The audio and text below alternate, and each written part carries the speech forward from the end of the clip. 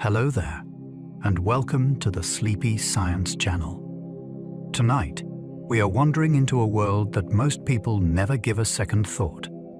A place where water rests among the trees, where the ground can shift beneath your feet, and where the air hums with wings, calls, and the slow-moving life that has learned to live there. Swamps have long been misunderstood. They have been called dark places, wild places, even empty places. Yet beneath their still surfaces lies one of the busiest living systems on Earth. Forests grow with their roots in water. Creatures hunt, hide, sing, and build their lives among flooded trunks and drifting leaves. Ancient mud quietly records the passage of centuries, and every season brings new rhythms of flood, drought, and renewal. The more closely we look, the more these wetlands reveal themselves as places of remarkable resilience, strange beauty, and deep ecological importance. If you enjoy these gentle journeys, I invite you to like, subscribe, or share a thought below. It helps others find their way here too, one sleepy soul at a time. But for now, there is nothing you need to do but relax. Let your shoulders soften, and allow your eyes to grow heavy, and allow the day to gently fade away as we wander through this remarkable landscape together. Let's begin. Swamps can look quiet while building whole worlds beneath the water. From above, a swamp can seem almost motionless. The surface barely stirs. A fallen branch drifts nowhere. The trees stand as if they have been holding the same pose for centuries. Yet underneath that calm skin, countless lives are moving through a hidden city. Small fish thread between roots. Snails graze across submerged wood. Insect larvae hunt, breathe, and transform in water that seems empty to a casual glance. Crayfish burrow into mud. Worms turn decaying leaves into food for other creatures. Even the roots themselves create shelter, shade, and escape routes. What looks still to us is often busy beyond belief. That is part of the magic of swamps. They challenge the human eye. They ask you to look longer, listen harder, and notice that one of the busiest places in nature can first appear almost completely asleep. Some swamps store more carbon than forests, which are far taller and drier. That fact surprises many people because swamps do not always look grand in the way mountains or giant forests do. Yet their soaked soils can hold astonishing reserves of ancient carbon. In dry places, fallen leaves and dead wood usually break down more quickly and release much of their stored carbon back into the air. In waterlogged ground, that process slows. Layer after layer of plant material builds up, sometimes over thousands of years, and much of its carbon stays locked below the surface. A swamp may look soft, dark, and untidy, but beneath your feet, it can function like a vast archive of the atmosphere's past. This makes wetlands deeply important in the story of climate. When they remain wet, they store. When they are drained or burned, they can release enormous amounts. A place that once seemed ordinary suddenly becomes one of the planet's great vaults. A swamp is one of Earth's busiest nurseries. For countless animals, these wetlands are not marginal places at all. They are beginnings.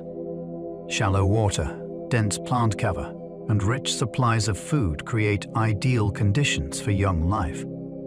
Tiny fish can shelter among roots and stems where larger predators struggle to follow. Tadpoles develop in pools protected from stronger currents. Hatchling turtles, insects, and young crustaceans all find space to feed and grow in this crowded but sheltered world. Many birds depend on swamps during breeding season because these places provide both nesting sites and a buffet for hungry chicks. Even species that spend much of their adult lives elsewhere often rely on wetlands when they are small and vulnerable. That gives swamps an importance far beyond their borders. They do not just support the creatures you see standing in them. They send life outward. They help stock rivers, lakes, coastlines, and forests with the next generation. In swamps, trees can grow with their roots standing in water. To most plants, waterlogged soil is a problem. Roots need oxygen, and flooded ground can cut that supply off. Yet swamp trees have evolved extraordinary ways to survive where other trees would suffocate. Some spread their roots through shallower layers where a little oxygen still reaches. Some develop structures that help move air from the trunk down into submerged tissues. Others anchor themselves in broad, flaring bases that give support in unstable mud. These are not weak trees clinging to a bad situation. They are specialists built for a world that drowns their competitors. That is why a swamp forest can feel so uncanny. It looks like woodland, yet it behaves by different rules. The trunks rise from water. The roots disappear into black mud. And what should seem impossible begins to feel normal. A swamp teaches you that life does not merely endure difficult conditions. It can master them with elegance. Some swamps can survive fire, flood, drought, and still return stronger. At first, that sounds impossible. Fire and drought seem like opposites of a wetland's nature. Flood sounds like more of the same. Yet many swamps are shaped by disturbance, not destroyed by it. In some places, seasonal drying exposes peat, seeds, and old plant material to changing conditions that open space for renewal. Certain fires burn through accumulated vegetation and clear crowded ground, allowing sunlight to reach seedlings that otherwise would never get their chance. Floods can bring fresh nutrients, spread seeds, and reconnect habitats that had become isolated.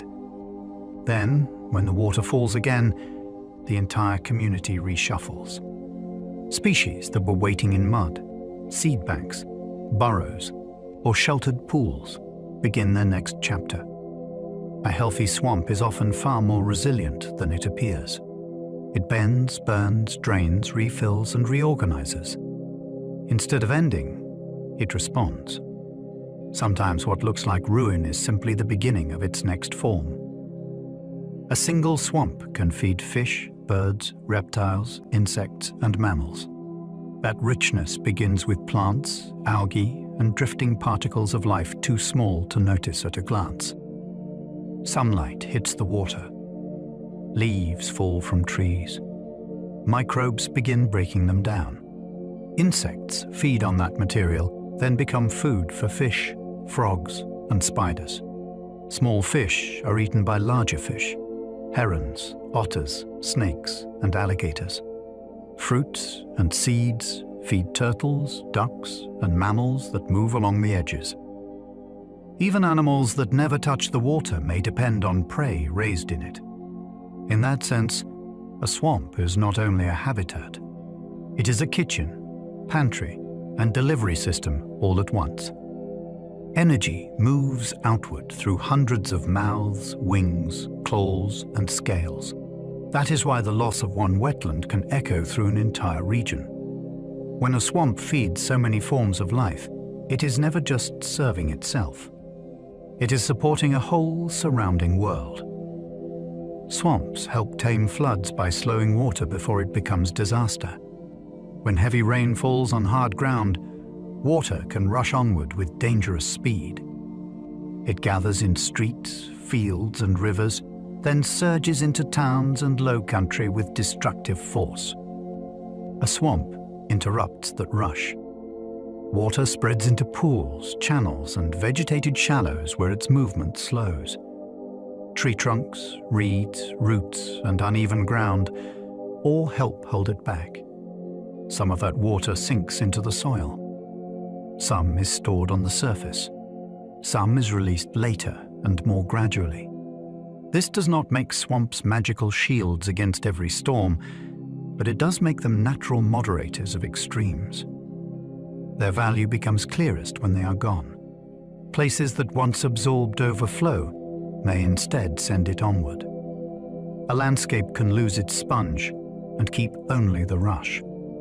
That is one reason wetland destruction often proves expensive in ways people never intended. Remove the swamp, and the flood may begin acting very differently. Some swamps formed where ancient seas retreated and water stayed behind. That origin gives certain wetlands a deep and dramatic past. Imagine a coastline shifting over immense spans of time. Sea levels change. Sediment builds. The water withdraws from ground it once covered. Yet the land left behind does not always become dry and stable. In flat regions, water can linger in shallow basins, old channels, and low plains. Fresh water arrives from rain and rivers. Plants colonize the wet ground. Trees, peat, and tangled habitats gradually develop. What remains is a swamp with a memory of an older world beneath it. Sometimes the evidence survives in the shape of the land. Sometimes it appears in buried sediments, ancient shells, or the chemistry of the soil. That history matters because it reminds us that swamps are not accidents or leftovers. They are chapters in the long story of changing coasts, shifting climates, and landscapes that keep transforming long after the sea has moved on. Beneath swamp mud, life keeps working where oxygen almost disappears. To us, low oxygen sounds like the edge of survival. To many microbes, it is simply another way to live. In swamp sediments, where water blocks the easy flow of air, vast communities carry on chemical work that shapes the whole wetland. Different microbes use different compounds as they break down dead material. Some help release nutrients back into the system.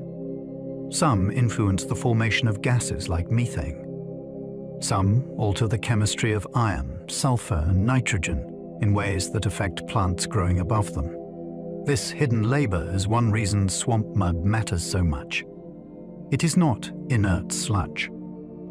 It is active ground, full of organisms performing processes that most people never see and few ever think about. The result is a wetland powered not only by visible life, but by invisible partnerships below. In swamps, the unseen world is not secondary. It helps decide how the entire landscape functions. Many creatures people fear most are actually masters of swamp survival. Swamps often carry a dramatic reputation because they are associated with animals that trigger human unease.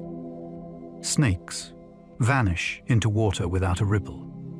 Alligators wait with their eyes above the surface. Spiders build in the reeds. Insects hum in the heat.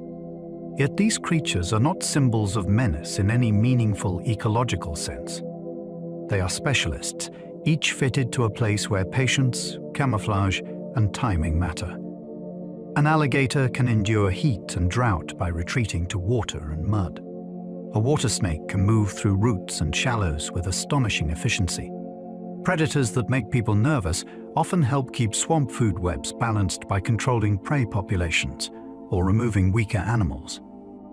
Their presence is a sign that the wetland still functions as a complete system. Fear can flatten them into monsters. Attention restores what they really are, which is a set of highly refined answers to life in difficult terrain. Cypress knees still puzzle scientists who study flooded forests. These strange wooden knobs rise from the water, and mud around bald cypress trees, like a circle of silent sentries. For generations, people have wondered what they are truly for. One idea is that they help with support in soft ground. Another suggests they may play some role in moving gases in places where roots are buried in soaked, oxygen-poor soil. Scientists have tested, measured, and debated them, yet no single explanation has settled every case. That uncertainty makes them especially fascinating. Swamps are not only places where we find answers. They are places where old mysteries still stand in plain sight. You can paddle past a cypress trunk and see dozens of these growths pushing above the surface. each one a reminder that even familiar landscapes keep secrets. In an age of satellites and sensors, a swamp tree can still pose a question nobody has fully solved. Mangrove swamps can stand between storms and the people behind them. Along tropical coasts, mangroves form thick living barriers where land and sea meet. Their roots tangle into walls that catch sediment, break waves, and force rushing water to lose energy before it can strike inland with full strength. During storms, that resistance can matter enormously. It does not erase danger, but it can reduce erosion, blunt storm surge, and help protect homes, fields, and freshwater supplies farther behind the shore. What makes this even more remarkable is that the barrier is alive. It grows, spreads, repairs itself, and supports nurseries for fish, crabs, and countless other creatures at the same time. A concrete wall performs one job. A mangrove swamp performs many. Where these forests are cleared, coasts often become more exposed and more fragile. Where they survive, they offer a form of protection built not by engineers alone, but by roots, tides, and patient growth over years. Peat swamps preserve old pollen like tiny time capsules of vanished worlds. Every flowering season leaves behind a dusting of microscopic evidence. Pollen grains drift through the air, settle on water, and sink into soft peat where layers build slowly over long spans of time. In the right conditions, those grains can remain preserved for centuries or even millennia. When scientists extract cores from a peat swamp, they are reading a history written in particles too small to see with the naked eye. Different plants produce distinctive pollen, so each layer reveals which species once grew nearby. That means a swamp can tell us when forests shifted, when climates became wetter or drier, and when humans began altering the surrounding land. It is an extraordinary thought. A wetland that seems rooted in the present is also an archive of lost landscapes. Deep below today's trees, buried grains can still whisper the names of worlds that disappeared before anyone alive was born. Swamp water often looks dark because leaves steep it like tea. That rich brown color can make a wetland seem murky or even mysterious, yet the darkness often comes from an everyday process. As leaves, bark, and other plant materials soak and slowly break down, they release tannins into the water. These are the same kinds of compounds that can color brewed tea, though in swamps the effect can spread through whole channels, pools, and flooded forests. Light behaves differently in that stained water. Visibility drops.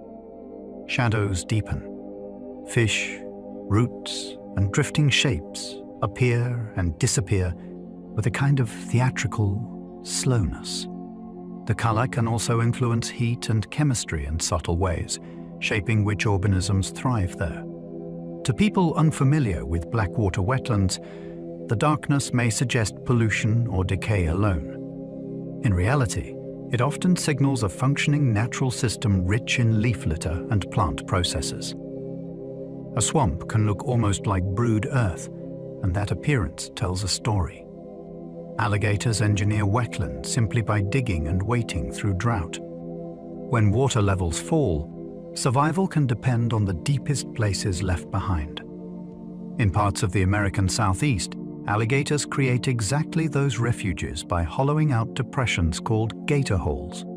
These pits hold water longer than the surrounding marsh or swamp surface, and that changes everything during dry periods. Fish, turtles, frogs, insects, and wading birds all gather around the remaining pools. Plants at the edges can differ from those farther away because the water lasts longer there. Nutrients concentrate. Movement increases. Life reorganizes around a space made by one powerful reptile, using little more than its body and persistence. Then, when rains return, the influence of that hole can spread outward again. This is why alligators are often described as ecosystem engineers. They do not just live in wetlands. They reshape them in ways that help many other species endure hard seasons, often without human observers noticing at all. Some swamp trees breathe through roots that rise above the water. In certain flooded habitats, roots do something that seems almost backward. Instead of hiding below ground, they push upward into the air. These structures, called pneumatophores in some species, act like snorkels for the root system. They allow gases to move between the atmosphere and tissues trapped in waterlogged soil where oxygen is scarce. The result is a tree adapted to one of the hardest challenges in wet ground, which is simply getting enough air below the surface. In a mangrove swamp, these upward roots can create entire fields of spikes around the trunks, transforming the shoreline into a landscape that looks almost designed by another planet. Walking there means stepping through a forest that is breathing in public. The sight is both practical and astonishing.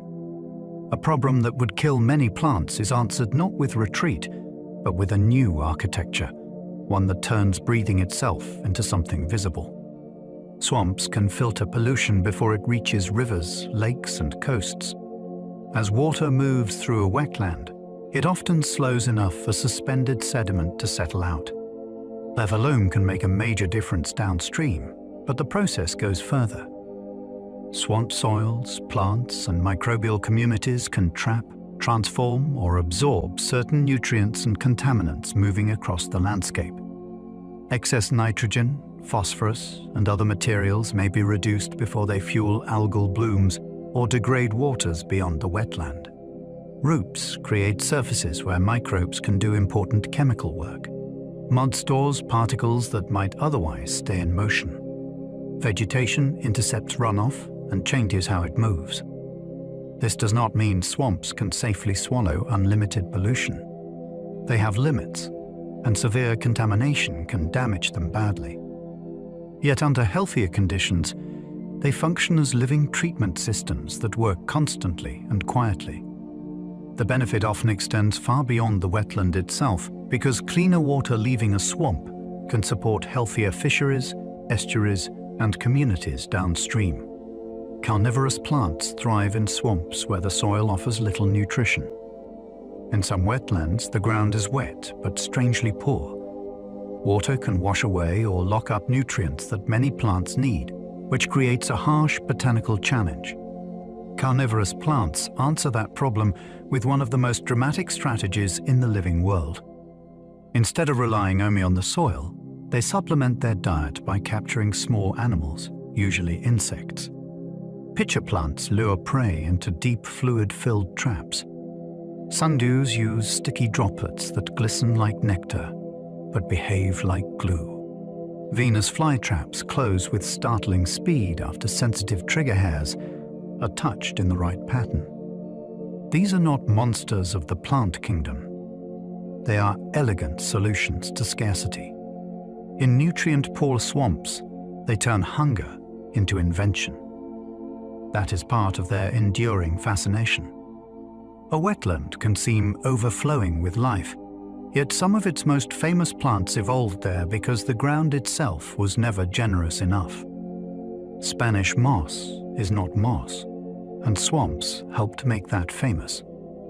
Those long grey streamers hanging from branches in southern wetlands are so iconic that many people never question the name. Yet Spanish moss is not a moss at all. It is a flowering plant in the bromeliad family, related more closely to pineapples than to the soft green mats that usually come to mind when we hear the word moss. It does not parasitize the trees it drapes from either. Instead, it uses them for support while drawing moisture and nutrients from rain, dust, and the air around it. Swamps and humid forests made this plant visually unforgettable because it thrives where the atmosphere often stays moist enough for its unusual lifestyle. Over time, it became part of the popular image of these wetlands themselves. What looks like a decorative fringe on the forest is actually a clever air-living plant, with its own strategy, its own lineage, and a name that hides almost everything true about it. Frogs in swamps can turn whole nights into living soundscapes. After sunset, many wetlands stop looking busy and start sounding immense. Frogs take over the dark with calls that can click, trill, croak, peep, or boom depending on the species. Each voice has a purpose. Males advertise for mates, mark space, and compete with neighbors in choruses that may rise and fall for hours. To human ears, the combined effect can feel almost orchestral. One species may carry the rhythm. Another adds sharp notes from the margins. A deeper call rolls across open water, while finer sounds shimmer in the reeds. For the animals involved, this is serious work shaped by timing, weather, water levels, and breeding urgency. For us, it can be one of the most unforgettable experiences a swamp offers. You are hearing a wetland announce that it is alive. Even without seeing a single frog, you can sense the scale of the hidden community through sound alone. The Everglades is a slow river, not a motionless marsh. Many people imagine the Everglades as a soggy wilderness that simply sits in place, but its real identity is movement. Water once spread south from Lake Okeechobee in a broad, shallow sheet, flowing so slowly that the motion could be hard to notice with human eyes. That is why the place has often been called a river of grass. It behaves less like a lake and more like a living current, passing through sawgrass plains, tree islands, sloughs, and coastal estuaries. The speed is modest, yet the consequences are enormous. That slow flow decides where nutrients travel, where fish gather, where birds feed, and where fresh water pushes back against the sea. When canals, levees, and pumps interrupt that ancient motion, the whole system changes. To understand the Everglades, you have to stop picturing stillness and start picturing a landscape made by water that never truly stops moving. Ughranoki means trembling earth, which suits its floating peat islands. The name feels almost poetic, yet it describes a real physical sensation. In parts of the Okefenokee, mats of peat and vegetation can float over dark water, creating islands that shift, quiver, or subtly respond beneath weight and motion. Step onto the wrong surface and the ground may feel less like land than a raft woven from roots, mosses, and centuries of partially decayed plant matter. That makes the swamp feel uncannily alive, as though the earth itself has not decided whether it wants to be solid or fluid. These floating formations can support shrubs and trees, drift over time, and reshape the map of the wetland in ways that frustrate simple boundaries. The result is a landscape that seems to wobble between categories. It is not quite firm ground, yet it is not open water either. Few places make the phrase living landscape feel more literal than a swamp, where the soil itself can tremble. Swamp peat can lock away carbon for thousands of years. Peat forms when dead plant material accumulates faster than it fully decomposes, and over long stretches of time that slow buildup becomes a vast underground storehouse. In wet conditions, the remains of roots, leaves, wood, and other organic matter are not completely recycled at the pace they would be in drier ground. Instead, they pile up in dense, dark layers that preserve carbon captured from the atmosphere long ago. Some peat deposits are surprisingly old, holding the remains of vegetation that lived through climates very different from our own. That turns a swamp into more than a present-day habitat. It becomes a reservoir of ancient biological history and a major player in the global carbon cycle. The remarkable part is how quiet the process appears from above. While birds call and water moves past cypress trunks, the ground below may be holding a record of centuries, built one leaf and one stem at a time. Methane bubbling from swamp mud links wetlands to the planet's climate. Sometimes the connection rises right to the surface in plain sight. A bubble swells through dark water, pops and disappears, yet it carries a story with global significance. In oxygen-poor swamp sediments, certain microbes break down organic matter in ways that produce methane, a powerful greenhouse gas. That means wetlands are not only places that store carbon, they are also sources of gases that influence the atmosphere. This balance is one reason swamps matter so much in climate science. Temperature, water levels, plant communities, and soil conditions all affect how much methane is produced and released. Some may escape through open water, some can move through plants themselves. Scientists study these processes closely because wetlands are both stabilizers and participants in Earth's climate system.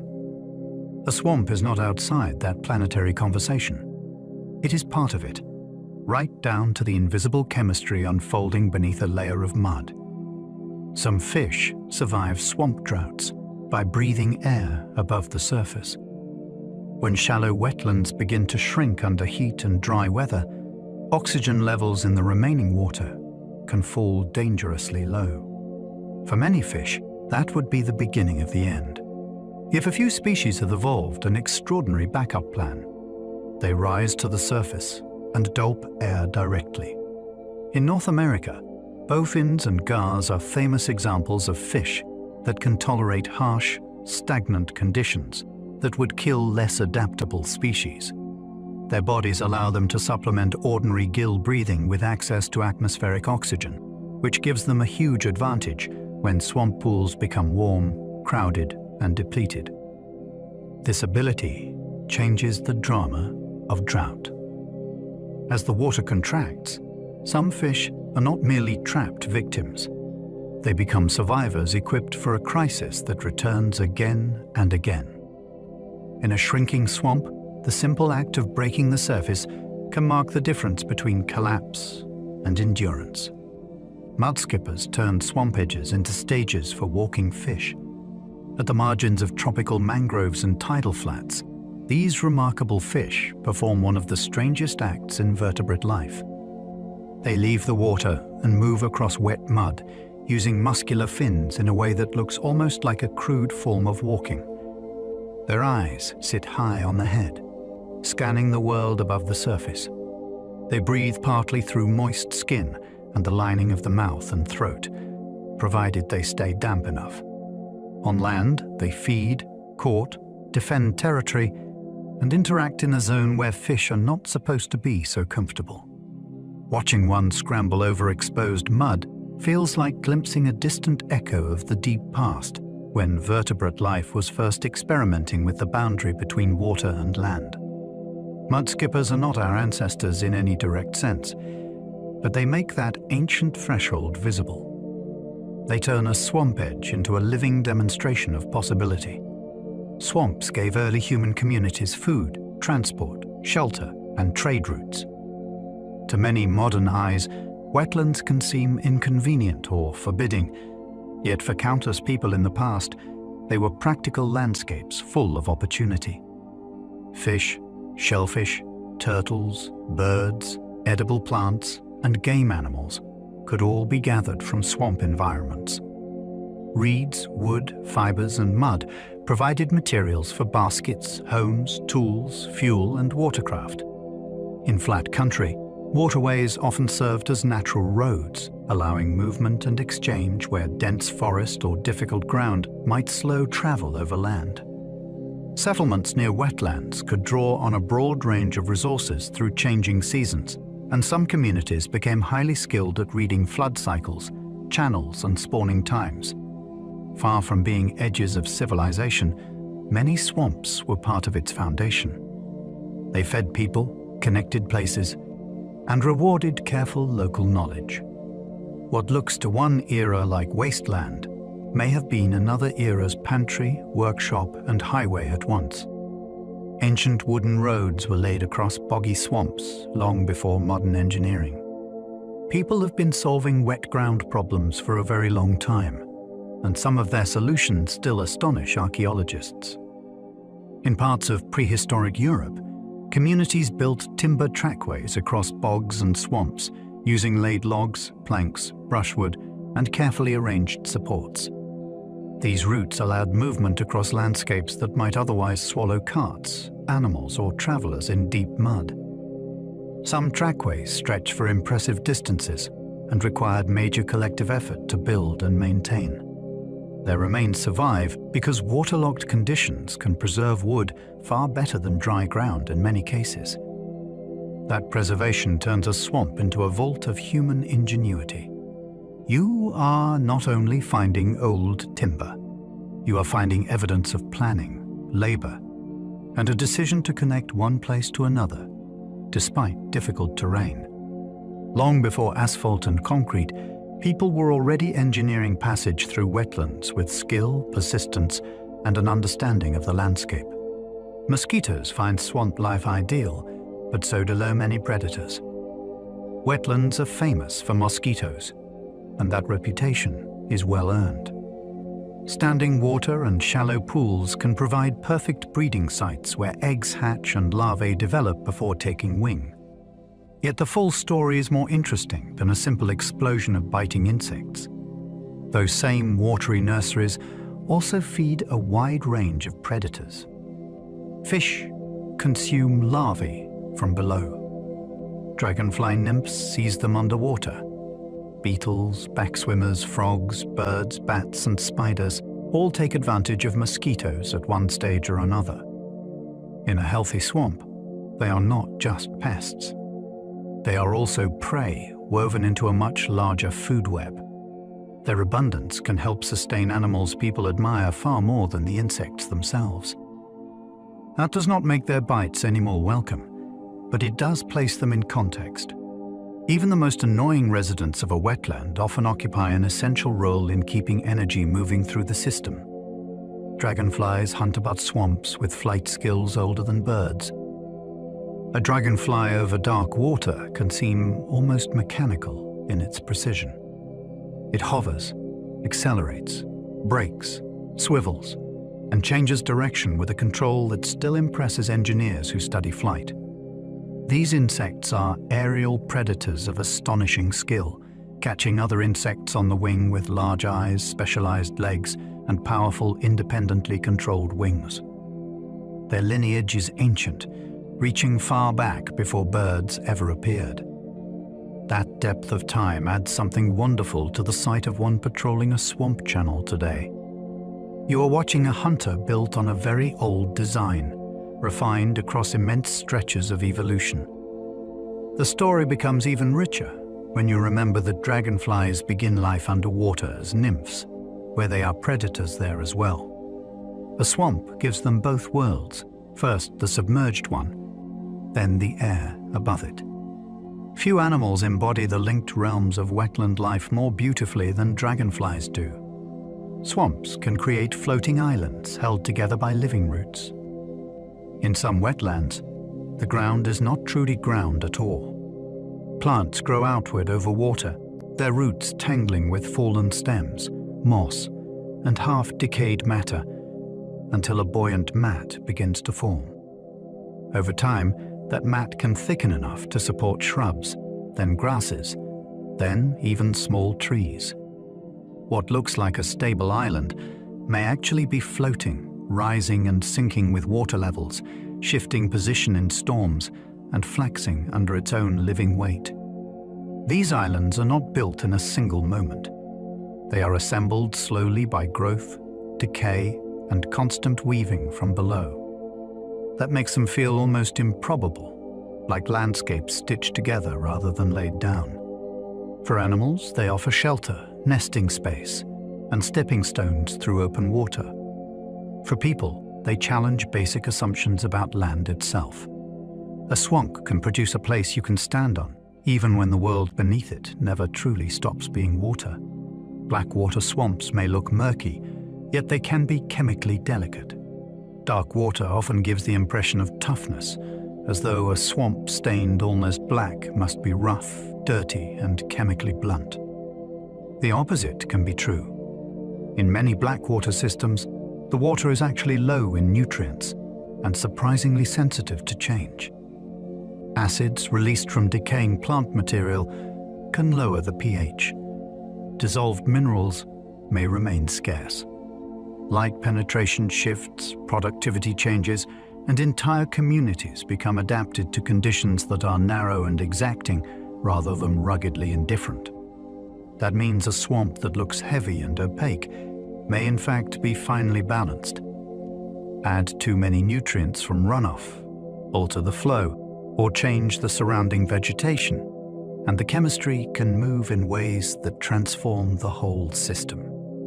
Fish, amphibians, microbes, and plants all respond. The lesson is almost philosophical. Appearance misleads. A dark swamp can look like something coarse and durable, while functioning more like a carefully tuned instrument.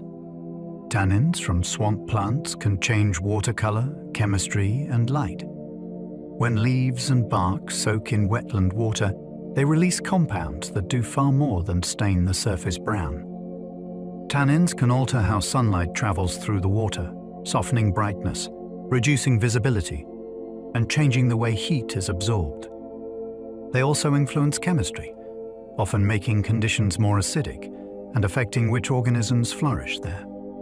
For fish and invertebrates, that can mean a world shaped by dimmer sightlines and different chemical thresholds. For predators and prey, it changes the drama of movement, hiding, and detection.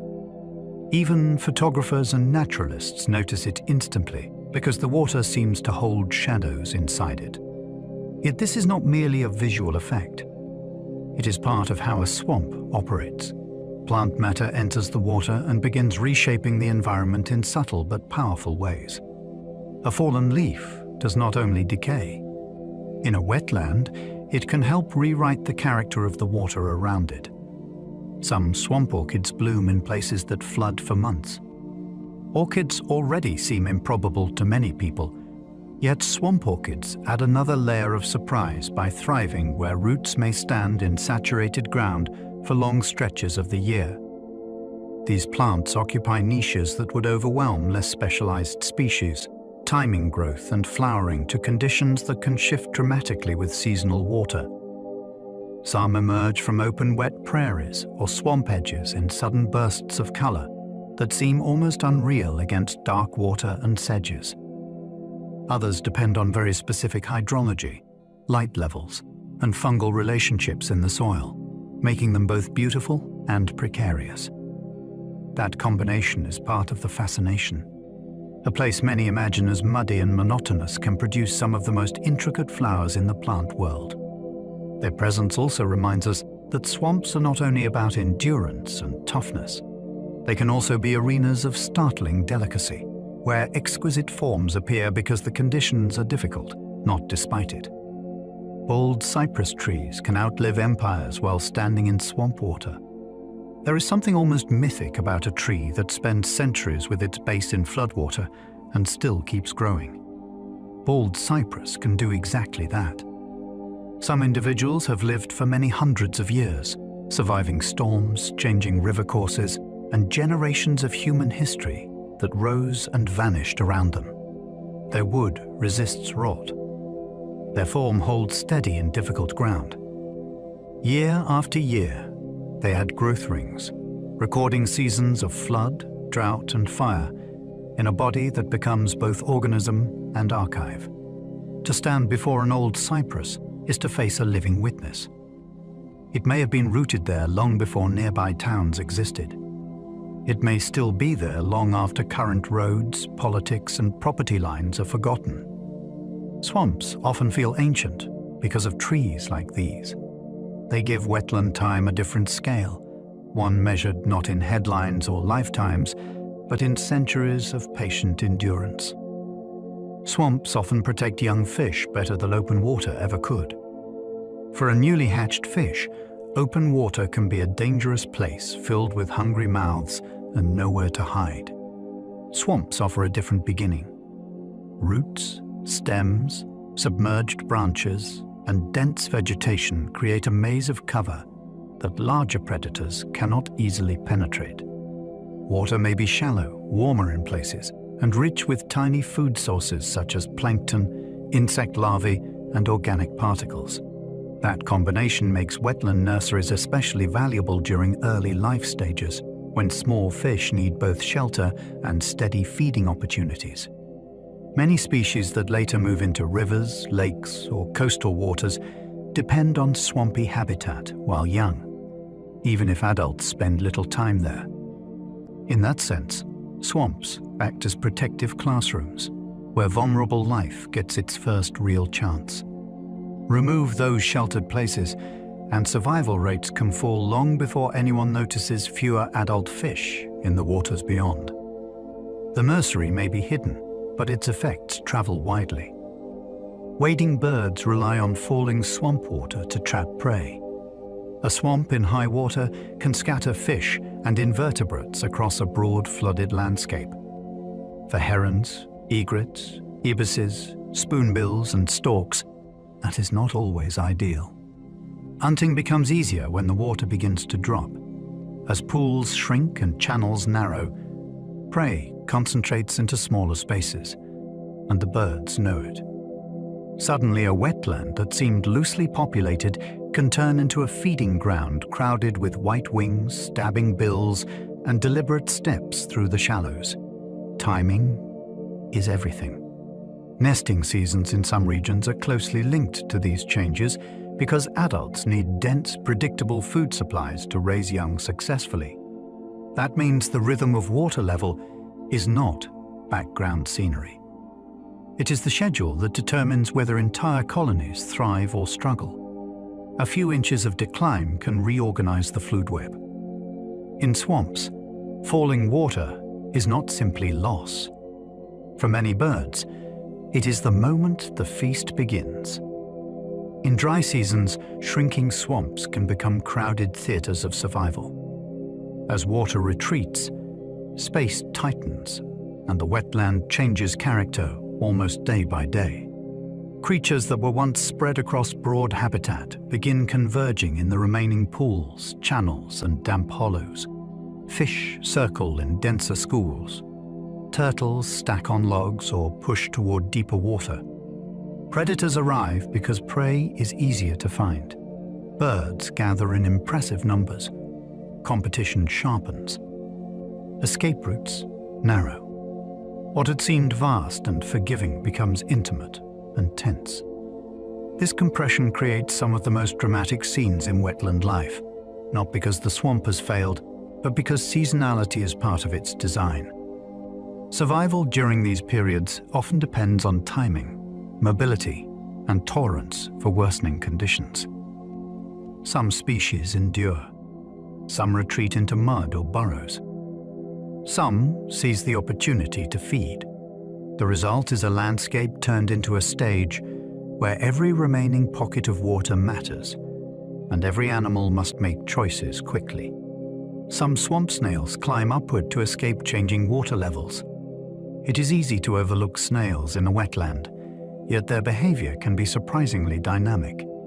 In certain swamps and marshy edges, snails respond to rising or falling water by moving up stems, trunks, and vegetation. This simple upward crawl can help them avoid drowning in water with poor oxygen, escape aquatic predators, or position themselves for changing conditions around temperature and moisture. For birds such as snail specialists, those movements can influence where food becomes available. For the snails themselves, climbing is a practical answer to a world that refuses to stay constant. Wetlands reward flexibility even at very small scales. A creature with no dramatic speed and no obvious power still survives by reading its environment well. That is one of the pleasures of looking closely at swamps. Even the quietest residents are not passive. They are making decisions, adjusting to pulses of water, and participating in the same larger rhythms as everything else. Wetland soils can grow so slowly that history sinks into them layer by layer. A swamp floor is often built from patience. Leaves fall, roots die, stems collapse, and fine sediments settle from water so gently that the accumulation may seem almost negligible in any single year. Yet over long spans, those tiny additions create layered soils that preserve a slow record of the past. Seeds, ash, pollen, charcoal, shell fragments, and organic remains become buried in sequence, each layer marking a different moment in the life of the wetland and the landscape around it. Disturb the ground and you may reveal not just mud, but a time mine. Fire years, flood years, drought years, and periods of human activity can all leave traces in the accumulating material. What makes this so striking is the pace. Swamps are often associated with abundance and motion, yet beneath that busy surface lies a process so gradual that centuries can pass while the archive quietly thickens. History does not vanish there. It settles. Swamp sediments record storms, fires, droughts, and lost forests. A swamp floor can function like a memory that never learned how to speak aloud. Each flood may lay down a fresh pulse of silt. Each fire may leave a dusting of charcoal. Each drought can alter what grows, what dies, and what settles into the mud afterward. Over long stretches of time, those traces build into a layered record that scientists can read like a biography of changing weather and changing land. A buried band of ash might mark an ancient burn. Pollen can reveal which trees once stood nearby before the forest shifted or vanished. Sand may hint at powerful storms that pushed material inland. None of this survives as a written account, yet the evidence remains underfoot. That is part of what makes swamps so extraordinary. They are alive in the present, while quietly storing the signatures of vanished events, including whole landscapes that no longer exist above the surface at all. A swamp can begin when a lake slowly fills itself with plants. What seems permanent in nature often has a long and patient ending. A lake may start as open water with wide views and wind on its surface, yet over time, the shallows invite reeds, lilies, sedges, and other plants to take hold. Their stems slow water. Their roots trap sediment. Their dead remains settle and build new layers on the bottom. Bit by bit, the lake becomes shallower. More vegetation advances. Patches of open water shrink into pockets and channels. In some places, shrubs and trees arrive, and a wet forest begins, where waves once moved freely. This transformation can take centuries, which makes it easy to miss in a human lifetime, but the direction is real. A swamp is not always something that was simply there from the start. Sometimes it is a later chapter in the life of a water body, created by growth itself, patiently rewriting the landscape. Beavers can create swampy habitat simply by changing how water moves. Few animals reshape land with such immediate effect. A beaver does not need heavy machinery, maps, or grand plans. It cuts wood, piles branches, seals gaps with mud, and lets physics take over. Water slows behind the dam. Channels spread outward. Soil becomes saturated. Trees may die standing as roots drown. Open pools appear where dry ground or narrow streams once dominated. Soon the place begins to function differently. Frogs breed in the new water. Insects multiply. Waterfowl visit. Fish, amphibians, and mammals take advantage of altered conditions. The astonishing thing is that this new wetland can arise from repeated local decisions by a rodent following instinct. Beaver engineering is not decorative. It can convert an entire valley bottom into a mosaic of ponds, mud, meadow, and swampy forest.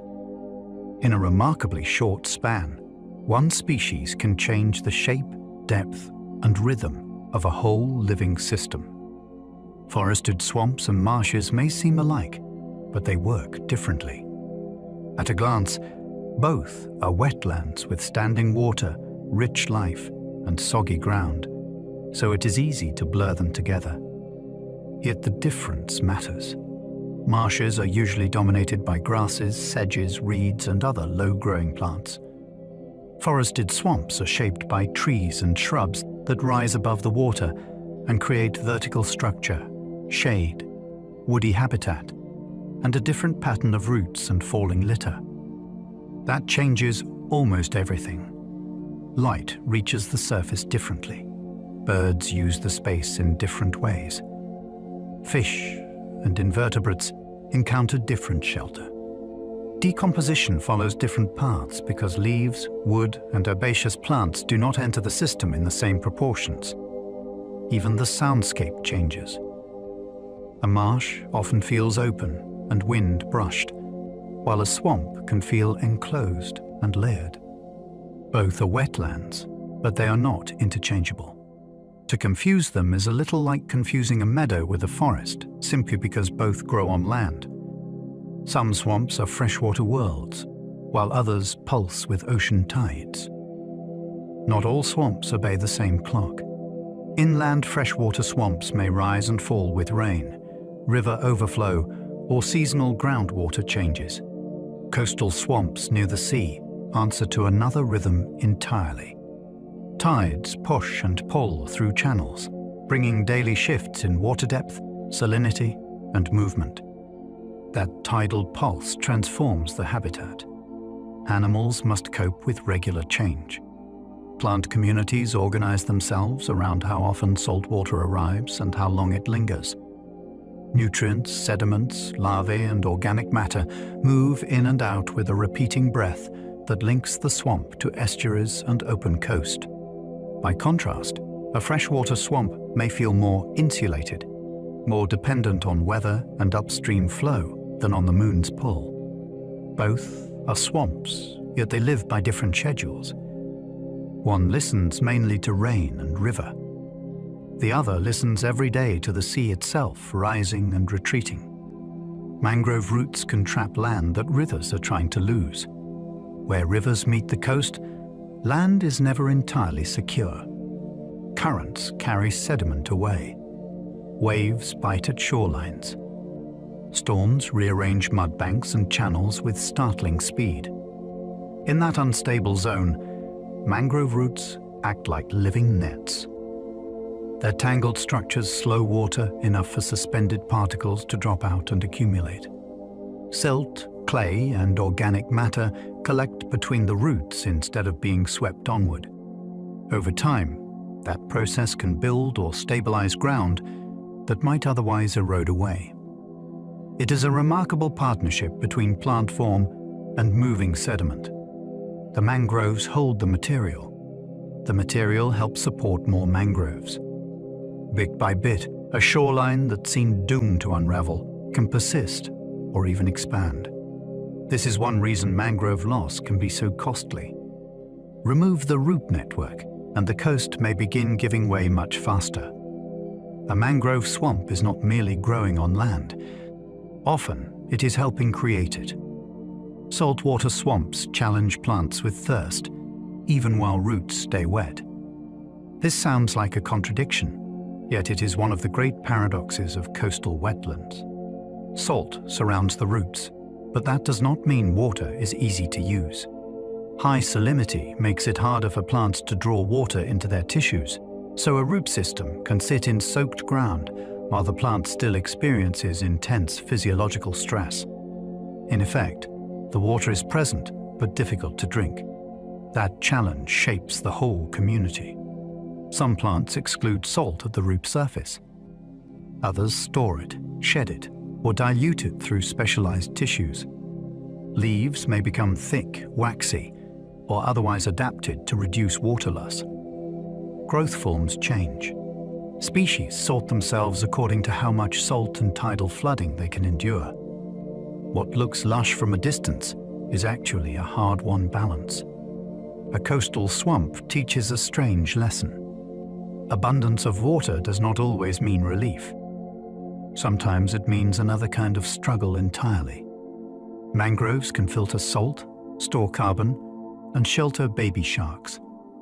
It is hard to think of many plant communities with a job description this varied. Mangroves are coastal specialists that deal with salt in sophisticated ways, depending on the species. Some exclude much of it before it enters the plant. Some excrete it through leaves. At the same time, Their tangled root systems slow sediment, support food webs, and help bury organic material in waterlogged soils where carbon can remain stored for long periods. Then, there is the animal story. Those same roots create intricate underwater shelter used by juvenile fish, crustaceans, and in some regions young sharks seeking protection from larger predators. The nursery function is especially striking because it reveals how architecture matters in nature. A maze of submerged roots can mean the difference between exposure and survival. So within one swamp forest, you find salt management, climate importance, shoreline stabilization, and a refuge for young predators. Few ecosystems multitask with such quiet brilliance. Crocodiles and alligators both use swamps, but not in the same ways. People often blur these reptiles together, yet their ecology can differ in important ways. Alligators are strongly associated with freshwater wetlands and are especially famous in swamps, marshes, and slow-moving inland waters of the southeastern United States and parts of China. Crocodiles, depending on the species, often show greater tolerance for brackish or saltier environments and may use estuaries, coastal mangroves, river mouths, and tidal wetlands more readily. Their bodies, behavior, and ranges reflect those differences. Even where their habitats overlap, they are not simply duplicates of one another. Snout shape, salt handling, nesting tendencies, and territorial patterns can vary, and those distinctions influence how each animal fits into a wetland system. Understanding the difference matters because swamps are not occupied by generic top predators. They are shaped by particular species with particular tolerances. One reptile may prefer the inland freshwater maze, while another is better suited to the shifting edge of sea and swamp. Swamp turtles survive harsh seasons by slowing their bodies dramatically. When a wetland turns cold, dries down, or otherwise becomes difficult, some turtles respond not by fleeing far away, but by entering a state of profound economy. Their metabolism drops. Movement decreases. Heart rate and oxygen demand can fall as the body settles into survival mode. Depending on the species and the challenge, a turtle may bury into mud, shelter underwater, or wait in protected spots until conditions improve. This is not laziness or passivity. It is a physiological strategy that allows life to continue on very little. In some cases, turtles can tolerate periods of astonishing hardship through biochemical tricks that help them endure low oxygen and low activity. That ability suits the unpredictability of swamp living, where seasons can swing from abundance to stress with little ceremony. A turtle in a quiet pool may appear inactive, yet inside its body, a remarkable negotiation with time is taking place, buying endurance through stillness. Amphibians depend on swamps because eggs and skin both need moisture. For amphibians, a swamp is not just helpful habitat. It is often the difference between life and failure. Their eggs usually lack the hard protective shells that reptiles and birds rely on, so they must be laid in places where drying out is less likely. Their skin creates another challenge, because it is thin, permeable, and closely involved in breathing and water balance. That means moisture is not a luxury. It is built into how their bodies work. Swamps answer that need with shaded pools, damp leaf litter, flooded hollows, and humid air that softens the danger of drying. Frogs, toads, salamanders, and other amphibians may use different parts of the wetland at different stages of life, moving between water and land, while always depending on the wetness around them. A swamp becomes nursery, refuge, and breathing space all at once. In many cases, without that persistent moisture, the life cycle simply cannot continue. Some swamp insects spend years underwater before taking wing. A dragonfly or mayfly flashing over a wetland can seem like a creature of pure air and sunlight, yet for some species, the greater part of life happens below the surface first. eggs hatch underwater. Nymphs or larvae spend months or even years hunting, hiding, and growing among roots, mud, stems, and sunken leaves. In that submerged world, they are not fragile future adults. They are already active predators or grazers, equipped for a completely different existence. Then comes the astonishing transition. At the right moment, the insect climbs out onto a stem or trunk. The body splits. Wings unfold. A creature shaped by water becomes one shaped by air. Swamps are perfect stages for this transformation because they offer both realms at once. The same wetland that raises underwater young also provides the launch point for flight. Few places show metamorphosis so vividly or make the border between worlds seem so beautifully thin. Fire can reset a swamp and open space for new life. It sounds wrong at first. We picture swamps as the opposite of flame, yet in many wetland systems fire has long been part of the rhythm. During drier periods, grasses, shrubs, and exposed organic matter can burn, clearing dense growth that would otherwise choke light from the ground. The result can be dramatic. Nutrients return to the surface. Seedlings get access to sun. Open patches appear where crowded vegetation had begun to dominate. Certain plants are so tied to this cycle, but they flourish only when fire keeps the landscape from closing in around them. Some animal species also benefit when new feeding areas and fresh plant growth follow a burn. Of course, not every fire is healthy, and severe modern fires can be deeply destructive. Yet in the right context, fire is not simply an enemy of wetlands. It can act as a reset, making room for a new phase of life to begin. In some regions, swamps burn underground when peat dries out. This is one of the strangest and most unsettling forms of fire in nature. Instead of racing only across the surface, the burn can slip downward into dried peat, where it smolders through packed layers of old plant material. That means the fire is feeding on the swamp's own accumulated history. It may travel slowly, invisibly, and stubbornly through the ground itself, producing smoke for long periods and proving difficult to extinguish. Surface flames can pass, yet the deeper combustion may continue beneath the wetland long after the obvious blaze seems gone. These fires can damage root systems, release stored carbon, and transform the land in ways that last for years. Their existence is a powerful reminder that a swamp's wetness is not guaranteed. When drainage, drought, or heat strips enough water away, the very soil can become fuel. A place built over centuries can begin burning from the inside out. Swamps can smell rich and earthy because microbes are always at work. That deep wetland smell is more than atmosphere. It is chemistry made noticeable. Beneath the surface, microbes are constantly breaking down leaves, wood, roots, and other organic remains.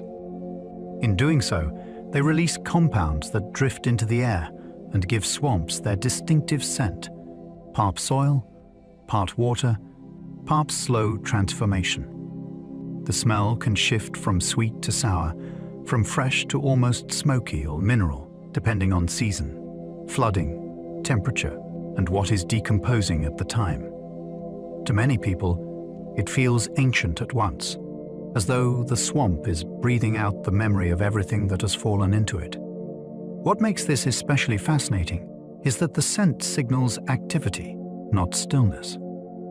A swamp may look quiet, yet its microbial communities are busy dismantling the dead and reshaping matter into forms the rest of the ecosystem can use.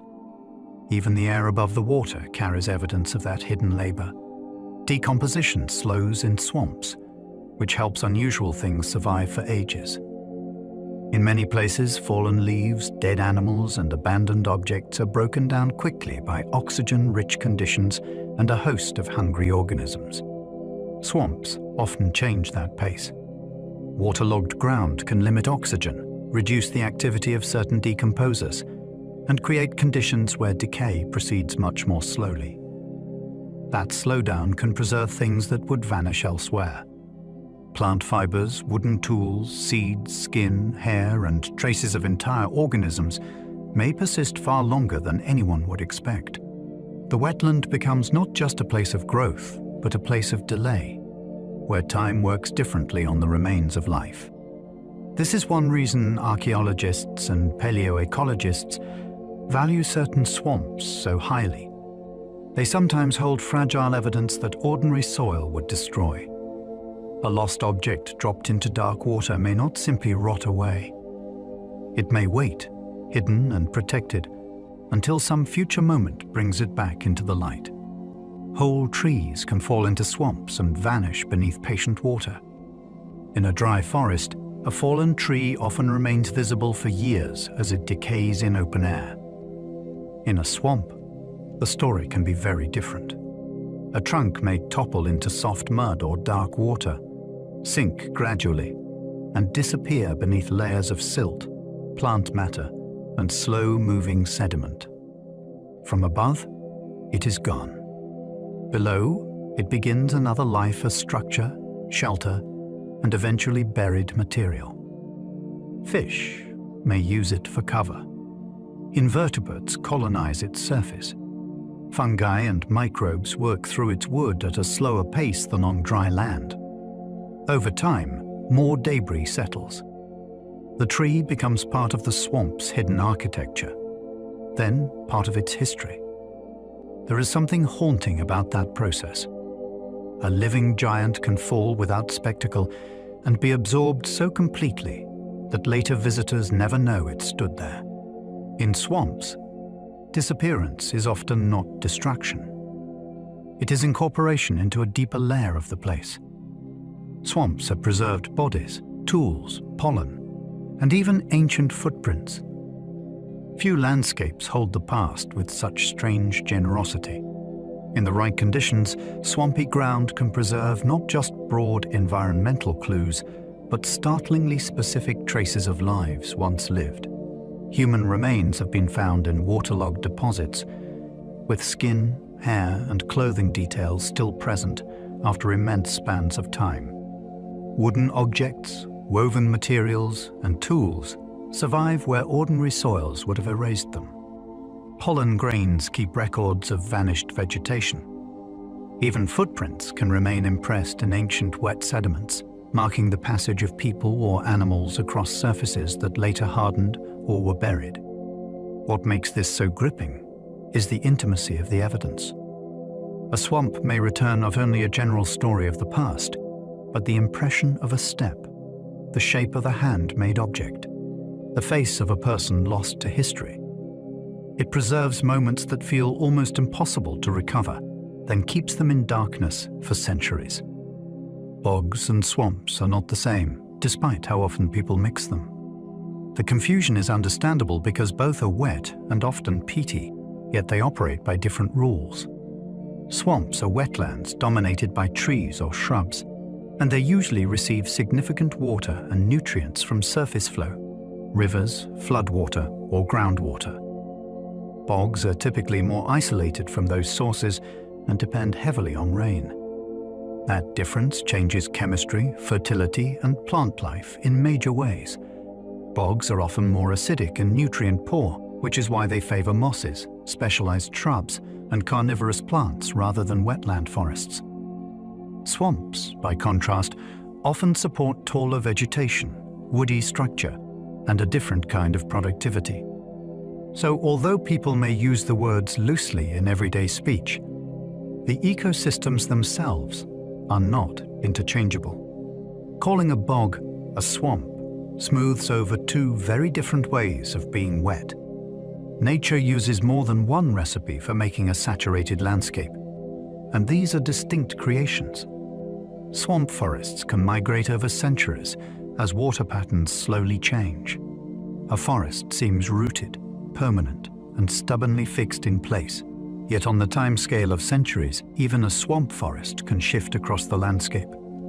Changes in river channels, sediment buildup, rainfall, groundwater, sea level, or fire frequency can alter where wet conditions persist long enough for swamp trees to thrive. In one area, seedlings may fail as the ground dries or salt increases. In another, newly suitable wet soil may invite colonization and slow expansion. The result is a kind of migration too gradual for a single generation to notice clearly, but powerful when viewed across maps, cores, and old records. A swamp forest is not marching in dramatic steps. It is leaning, retreating, and advancing through time. That idea can feel almost eerie. The trees appear still, yet the community itself is moving. Even forests in standing water are not fixed forever. They follow water's long decisions. Some swamp birds nest over water to avoid land predators. For a bird raising helpless chicks, location is everything. In many swamps, the safest nursery is not hidden deep in a thicket on dry ground, but suspended above water where raccoons, foxes, snakes, and other land hunters face a far harder approach. Colonies of herons, egrets, ibises, and other waterbirds often gather in flooded trees and shrubs, turning whole sections of wetland into noisy seasonal cities. The water below acts like a moat, and the clustering of many nests adds extra vigilance because hundreds of sharp eyes notice danger faster than one pair alone. There is risk in this strategy too. Storms, changing water levels, and competition can all threaten a nesting colony. Yet the advantage is clear. A swamp gives birds a chance to build family life in a place that predators cannot easily cross. The same flooded world that challenges movement becomes, for a nestling, a form of protection. Swamps can cool local climates by storing water and releasing it slowly. A wetland changes more than the ground beneath your feet. It can also shape the air above it. Water absorbs heat more slowly than dry land and releases it more gradually, which helps soften temperature swings in nearby areas. Swamps also support dense vegetation that shades surfaces and returns moisture to the atmosphere through transpiration. Together, those effects can create cooler local conditions during hot periods and help reduce the harshness of sudden extremes. This does not mean a swamp feels cold. Many are warm, humid places. Yet without them, the surrounding landscape may heat faster, dry more quickly, and lose some of its natural buffering against weather. In that sense, a wetland behaves like a quiet moderator of local climate. It tempers the pace of change. A place full of standing water and rooted plants becomes part of the atmosphere's daily rhythm, shaping comfort, humidity, and heat in ways many people never notice. Water lilies can turn open swamp pools into shifting green rafts. At first, a few round leaves may seem decorative, almost fragile against the dark water. Then the patch expands. Leaf joins leaf. Stems rise from the bottom. Flowers open and close on their own schedule. Before long, an open pool begins to look roofed with green. Water lilies can transform the surface of a swamp into something that appears almost solid from a distance, though the living cover is always shifting with wind, current, growth, and decay. Underneath that floating canopy, light changes, temperature changes, and the behavior of fish, insects, and amphibians changes too. Some creatures find shelter in the shade. Others hunt along the edges where open water meets leaf cover. For people, the effect can feel uncanny. A pool that once showed dark reflections becomes patterned, crowded, and half concealed. It is another reminder that swamps are never static. Even open water can be gradually rewritten by plants. Seed dispersal in swamps often depends on floods rather than wind. In dry landscapes, wind may carry seeds across fields and forests with elegant randomness. In swamps, moving water often takes over that job. Floods lift seeds, fruits, and fragments of plants and transport them through channels, across flats, and into fresh patches of mud where new growth can begin. Some seeds are built for floating. Others survive being carried in drifting debris or deposited as water rises and falls. This gives swamps a special kind of connectivity. A storm upstream or a seasonal flood pulse can redistribute the future of the plant community in a single event. What germinates next year may have arrived on water from far beyond sight. That makes the spread of vegetation feel dynamic and slightly mysterious. The swamp is not only growing from what already stands there, it is receiving arrivals. Floodwater becomes a delivery system for tomorrow's roots, leaves, and trunks, quietly rearranging the map of life as it moves. Catfish, gars, and bowfins thrive where murky water frustrates other hunters. In a clear stream, speed and sharp vision may decide who eats and who escapes. In a swamp, those rules change. Water can be cloudy with silt, stained dark with organic compounds, or crowded with roots and submerged obstacles that make sight less reliable. That is where catfish, gars, and bowfins come into their own. Catfish use sensitive barbels and chemical cues to locate food in dim conditions. Gars wait with patient precision, striking with long jaws when the moment is right. Bowfins combine stealth, toughness, and an ability to cope with oxygen-poor water that defeats many competitors. These fish are not merely surviving poor conditions. They are built for a world where vision is limited and the environment rewards other senses and strategies. To watch them in imagination is to understand that murk is not failure in nature. It is habitat, and some hunters become exceptional precisely because the water is hard to read. Bowfins still carry ancient features from deep fish history.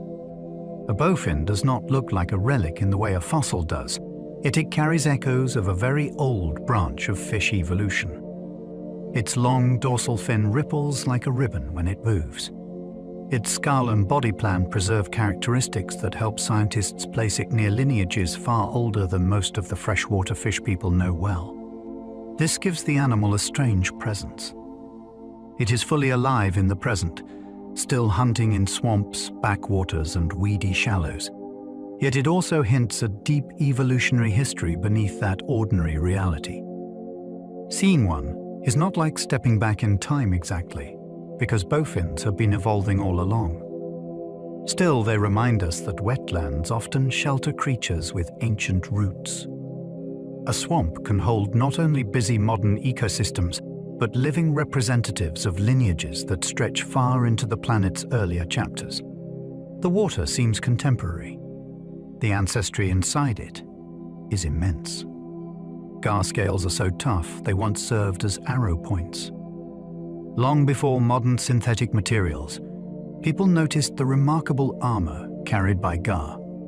Their scales are not soft and flexible like those of many fishes. They are hard, interlocking, and coated with a shiny enamel-like substance that makes the body feel almost plaited. Indigenous peoples in parts of North America found practical uses for that toughness, including making arrow points and other tools from the scales. The fact itself sounds almost unbelievable at first, because fish scales are usually imagined as fragile flakes, not raw material sturdy enough for weaponry. Yet gar are built differently. Their bodies seem halfway between animal and armor, an adaptation that has helped them endure in predator-filled waters for a very long time. This adds another layer to their fascination. A fish, gliding through swamp shallows, is not only a hunter. It is wearing a suit of protection so effective that humans once borrowed it for their own purposes. Swamps can hold astonishing biodiversity even when they seem visually uniform. A wetland may look repetitive from the outside. Water, trunks, reeds, mud, and more water. To an untrained eye, one patch can resemble the next so closely that the whole swamp appears simple. Yet that impression can be wildly misleading. Small differences in depth, shade, salinity, flow, soil type, and seasonal flooding create a patchwork of microhabitats, where different species find their place. One shallow edge favors tiny invertebrates. A shaded pore shelters amphibians. A sunlit opening supports floating plants and basking reptiles. A rotting stump becomes home to beetles, fungi, and nesting birds nearby. The visual sameness hides ecological variety, the way a calm surface hides underwater motion. This is one reason swamps reward slow attention. The more closely you look, the more the apparent monotony breaks apart into layers of specialization. What seemed like one habitat becomes dozens, each hosting its own cast of residents and relationships. A fallen log in a swamp can become an entire apartment block. The moment a trunk drops into wetland water, it begins a second career. Algae and bacteria colonize the surface. Insects lay eggs in cracks and softened bark. Snails graze. Small fish shelter beside the wood. Turtles climb up to bask if part of it stays above the surface. Frogs hide in the damp margins. Fungi thread through the interior. With time, the log becomes less like debris and more like infrastructure, a multi-level habitat-serving species that feed, hide, breed, and rest there. Some use the outer surface. Others tunnel into the wood. Predators patrol the edges because prey gathers in abundance. What makes this so beautiful is the efficiency of it. Nothing has to be built from scratch. A single fallen tree becomes housing, dining space, nursery ground, and hunting platform all at once. In a swamp, even collapse can create new opportunity, and dead wood becomes crowded with life. Swamp fungi recycle drowned wood that would otherwise linger for years. Water slows many forms of decay, but it does not stop the great work of breakdown entirely. Fungi are among the quiet specialists that keep wetland wood from remaining forever unchanged.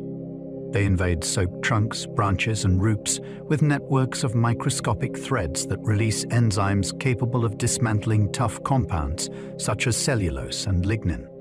In other words, they attack the very materials that make wood strong. This matters enormously in swamps, where fallen timber can accumulate faster than some other decomposers can handle it. Fungi help turn stubborn wood back into softer matter that other organisms can use, passing nutrients onward through the ecosystem. The process is slow enough to feel patient, yet active enough to reshape whole logs from the inside out. A branch that seems merely waterlogged may already be under quiet occupation. In a swamp, even drowned wood is not abandoned. It is being carefully taken apart and returned to circulation. Termites and microbes both help turn flooded forests back into soil. A swamp forest is never only growing. It is also being taken apart with extraordinary patience. When trunks fall, branches snap, and leaves collect in damp layers, a hidden workforce begins its work. Microbes seep through softening wood and leaf litter, breaking complex material into simpler forms.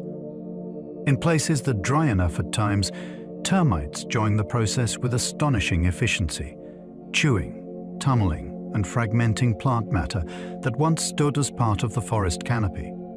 Together, these tiny recyclers help convert the remains of trees back into soil, nutrients, and organic material that can feed the next generation of life.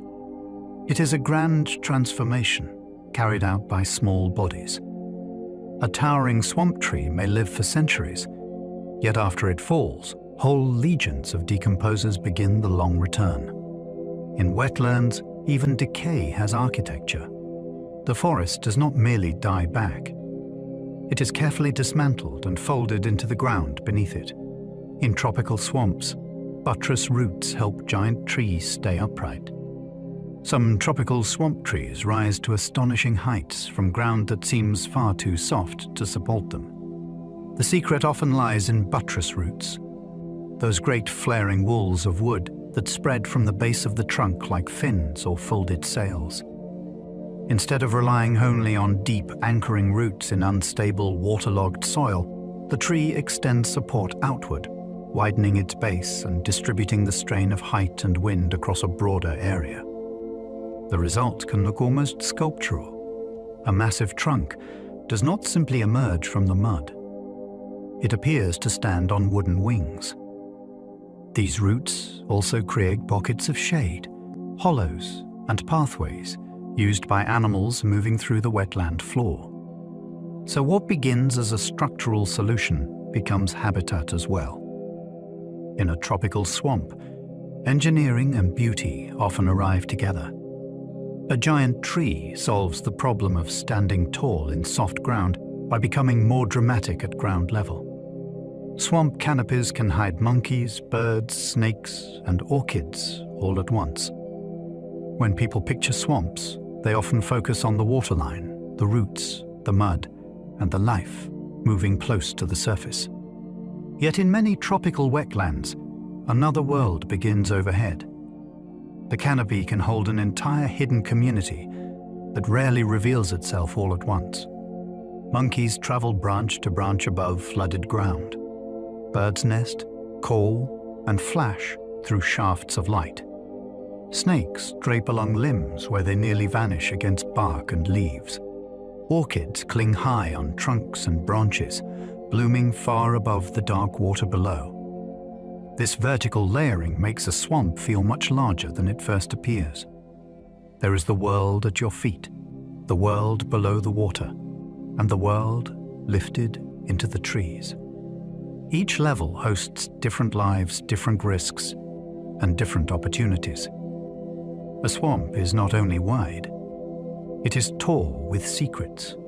Look down and you miss half the story. Look up and the wetland multiplies. Freshwater swamp forests can form where rivers lose patience and spread. A river does not always remain disciplined within a single clear channel. In flat country, especially where the land offers little slope, water may slow, split, and spill across broad, low areas. Instead of rushing onward in a narrow path, it spreads into backwaters, side channels, seasonally flooded flats, and long soaked ground that stays wet enough for swamp forest to develop. Trees adapted to those conditions take hold, and the river's wandering energy begins to shape a new kind of landscape. This is not a failure of the river to keep course. It is one of the ways rivers build richness into the land around them. By spreading out, they create habitat complexity, deliver sediments, and sustain wetlands that can support fish, birds, reptiles, insects, and forests rooted in flood. A swamp forest born this way carries the signature of a river that stopped acting like a line and started acting like a region. Flood pulses are not accidents, but part of swamp design. To human planners, floods often look like mistakes, interruptions, or disasters that need correcting. In many swamps, they are part of the operating system. Seasonal rises in water bring fresh connections between places that may remain separate during drier periods. Fish reach breeding grounds. Nutrients move into new areas. Seeds drift into bare patches. Organic matter lifts, settles, and feeds the next cycle of growth. Then, as water recedes, the landscape changes again. Pools shrink. Feeding grounds appear. Different species take over the stage. This repeated pulse is not random background noise. It is the rhythm around which the swamp has evolved. Remove it or flatten it into a constant level, and the whole system can begin to lose its timing. A healthy swamp often depends not on permanent sameness, but on alternating abundance and retreat. The flood is not always an intrusion from outside. Very often, it is the event that makes the wetland itself possible. Some swamps disappear in one season and reappear in the next. There are wetlands that seem to play hide and seek with the year. During a wet season, shallow basins fill, plants awaken, amphibians breed, insects hatch, and birds arrive as though the swamp has returned from nowhere. Then, the rains stop. Water retreats. mud cracks. Vegetation changes character. To a casual visitor, the place may no longer even look like a wetland at all. Yet the swamp has not truly vanished. It has shifted into another state and is waiting for the next favorable turn. This seasonal invisibility is one reason temporary wetlands are so easily overlooked and so often undervalued. They do not advertise themselves all year long. But when the water returns, life responds with astonishing speed because seeds, eggs, dormant stages, and buried organisms have been waiting for exactly that moment. The landscape remembers what it is, even when it appears dry.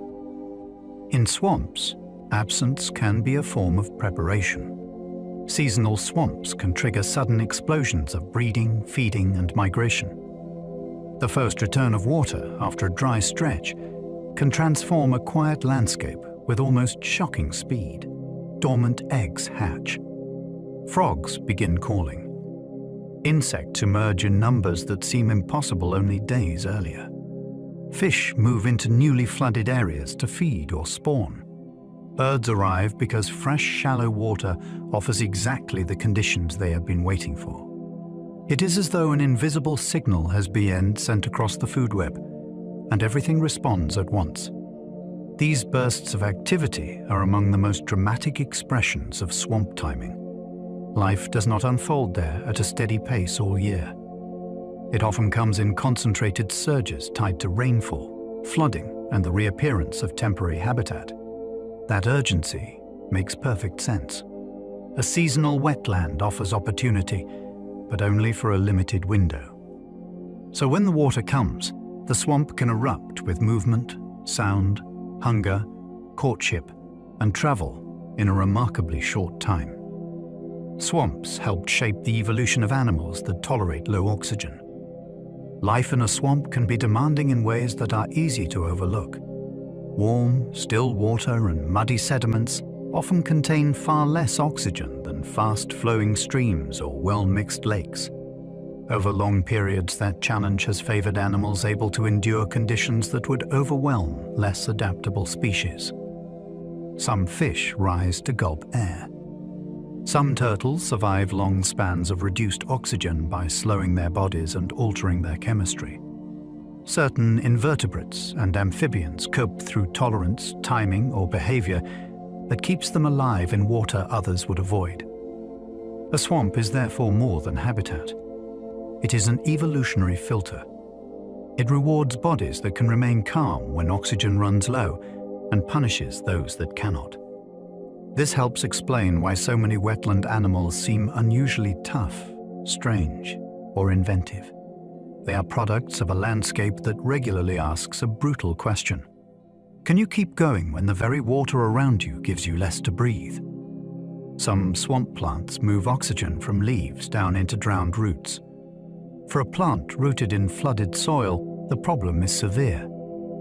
Sunlight may be plentiful above, but below the surface the roots can be stranded in mud where oxygen is scarce. Some swamp plants solve this by turning themselves into internal transport systems. Air enters through leaves and stems, then travels through special tissues full of open spaces that guide oxygen downward into submerged parts of the plant.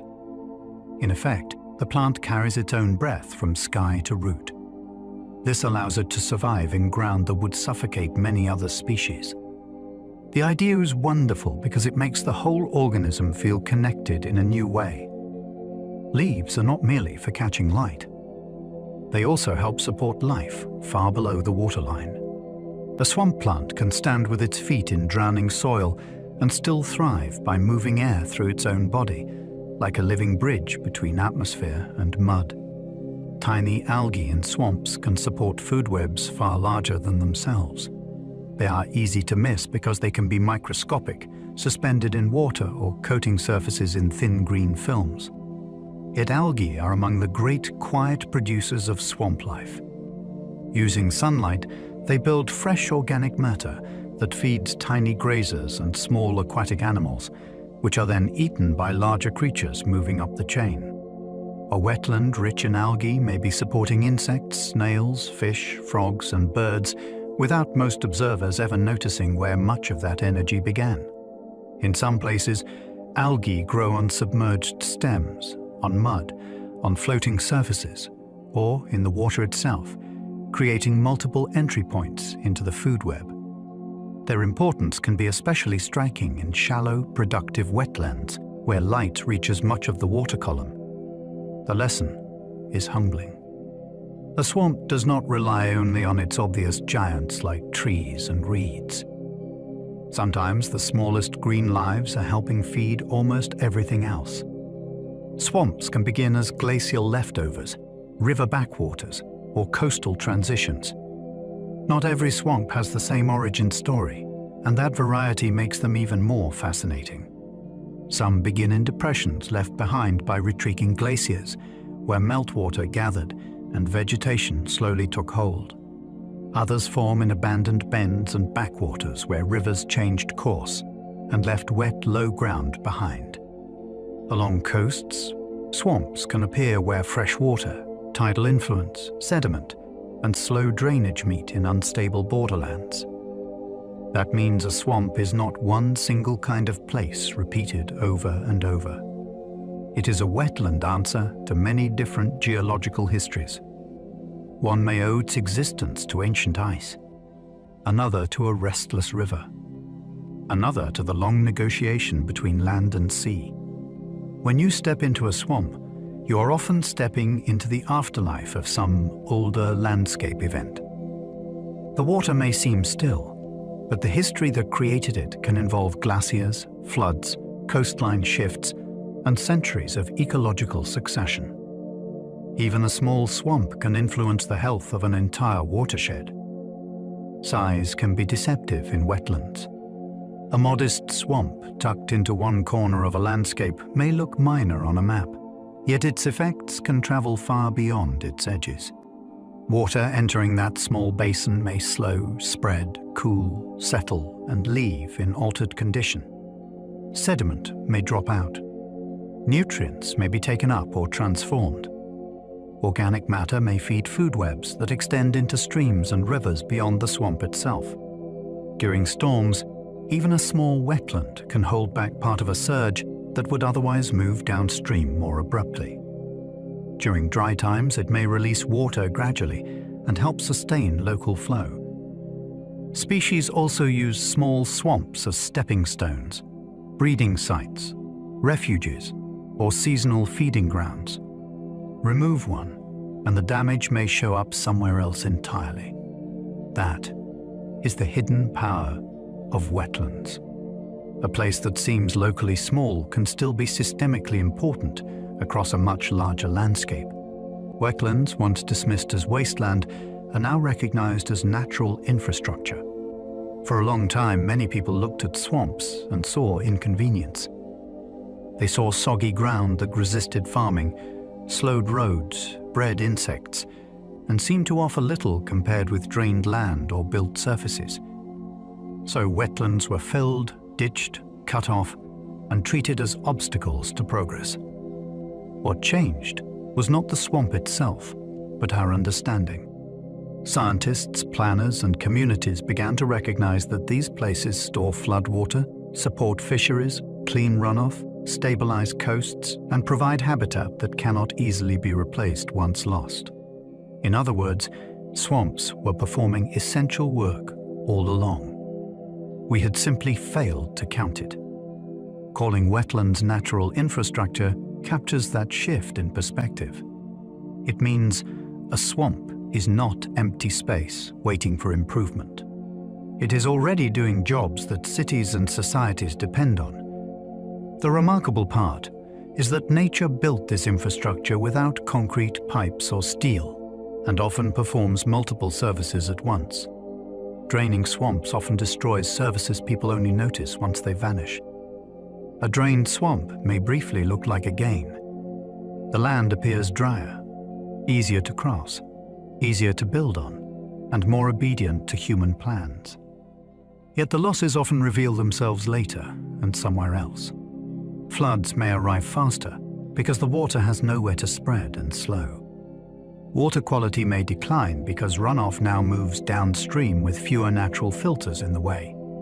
Fisheries may weaken because breeding and nursery habitat has disappeared. Birds vanish. Fire risk can rise when previously wet soils dry out. Even ground stability may change as peat shrinks and subsides. The tragedy is that many of these services were invisible while the swamp was intact. People noticed the mosquito, the mud, or the inconvenience, but not the buffering, storage, cleaning, and biological support happening in the background. Only after drainage do those missing functions become obvious. By then, the wetland's value is no longer theoretical. It is measured in problems. Restored swamps can return birds, fish, frogs, and cleaner water. One of the most hopeful things about wetlands is that some of their lost functions can come back when the right conditions are restored. A degraded swamp may look ruined, channelized, drained, or overrun, yet if water levels, flow patterns, and vegetation begin to recover, life often responds with surprising speed. Frogs return because breeding habitat reappears. Fish move back into reconnecting channels and flooded margins. Birds discover fresh feeding and nesting areas. Water entering the wetland may once again slow down and pass through living filters of soil, roots, and microbial activity. Restoration is rarely simple, and no repaired wetland becomes a perfect copy of what was there before. Still, the comeback can be astonishing. It reminds us that swamps are not fragile in only one direction. They are also capable of recovery when given the chance. A rewetted, reconnected wetland can begin acting like a swamp again, and the wider landscape notices. Rewilding a swamp can start with nothing more dramatic than rewetting soil. When people imagine restoration, they often picture major construction, heavy equipment, and grand interventions. Sometimes those are necessary. Yet in many damaged wetlands, the first truly transformative step is deceptively simple. Water has to come back and stay long enough for the old chemistry, vegetation, and ecological rhythms to begin returning. Block a drainage ditch. Raise a breached bank. Reconnect a floodplain. Remove the barrier that kept the soil unnaturally dry. Once the ground is rewetted, a chain of changes can begin. Oxidation slows. Peat stops disappearing so quickly. Wetland plants gain an advantage over dry land invaders. Dormant seeds may germinate. Amphibians, insects, and waterbirds may rediscover habitat that had been missing in plain sight. This is part of the wonder of rewilding. The swamp does not always need to be rebuilt piece by piece. Sometimes it only needs the return of its most basic condition, which is persistent wetness. Swamp restoration often succeeds by letting water remember its old paths. Many damaged wetlands are injured not because all life has vanished, but because water has been forced to move in the wrong way. Channels are straightened. Floodplains are cut off. Levees, roads, ditches, and culverts interrupt patterns that once spread water across the landscape in subtle, seasonal rhythms.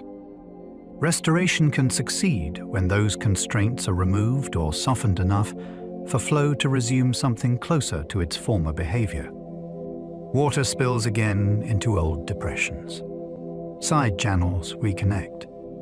Floods linger where they once rushed past. The phrase, "letting water remember," is not literal, of course, but it captures something true. Landscapes often still hold the shape of former movement, even after people have altered them. Reopen the root, and the wetland begins to reassemble around that returning pattern. Plants, animals, and soils respond to the hydrology that made the swamp possible in the first place. Often the smartest restoration move is simple humility. Some of the world's richest oil began in ancient swamp plants. This is one of the grandest deep-time twists in Earth history. Long ago, vast wetlands and swampy environments produced enormous quantities of plant material. In certain settings, especially where organic remains accumulated and were buried under sediments, that carbon-rich matter escaped complete decay. Over immense spans of time, heat, pressure, and geological transformation altered some of it into hydrocarbons. The result is that part of the energy driving the modern world began as ancient wetland life capturing sunlight. This does not mean every oil deposit comes from the same source, but swamp plants played an important role in the story of many fossil fuels. The idea can feel almost surreal.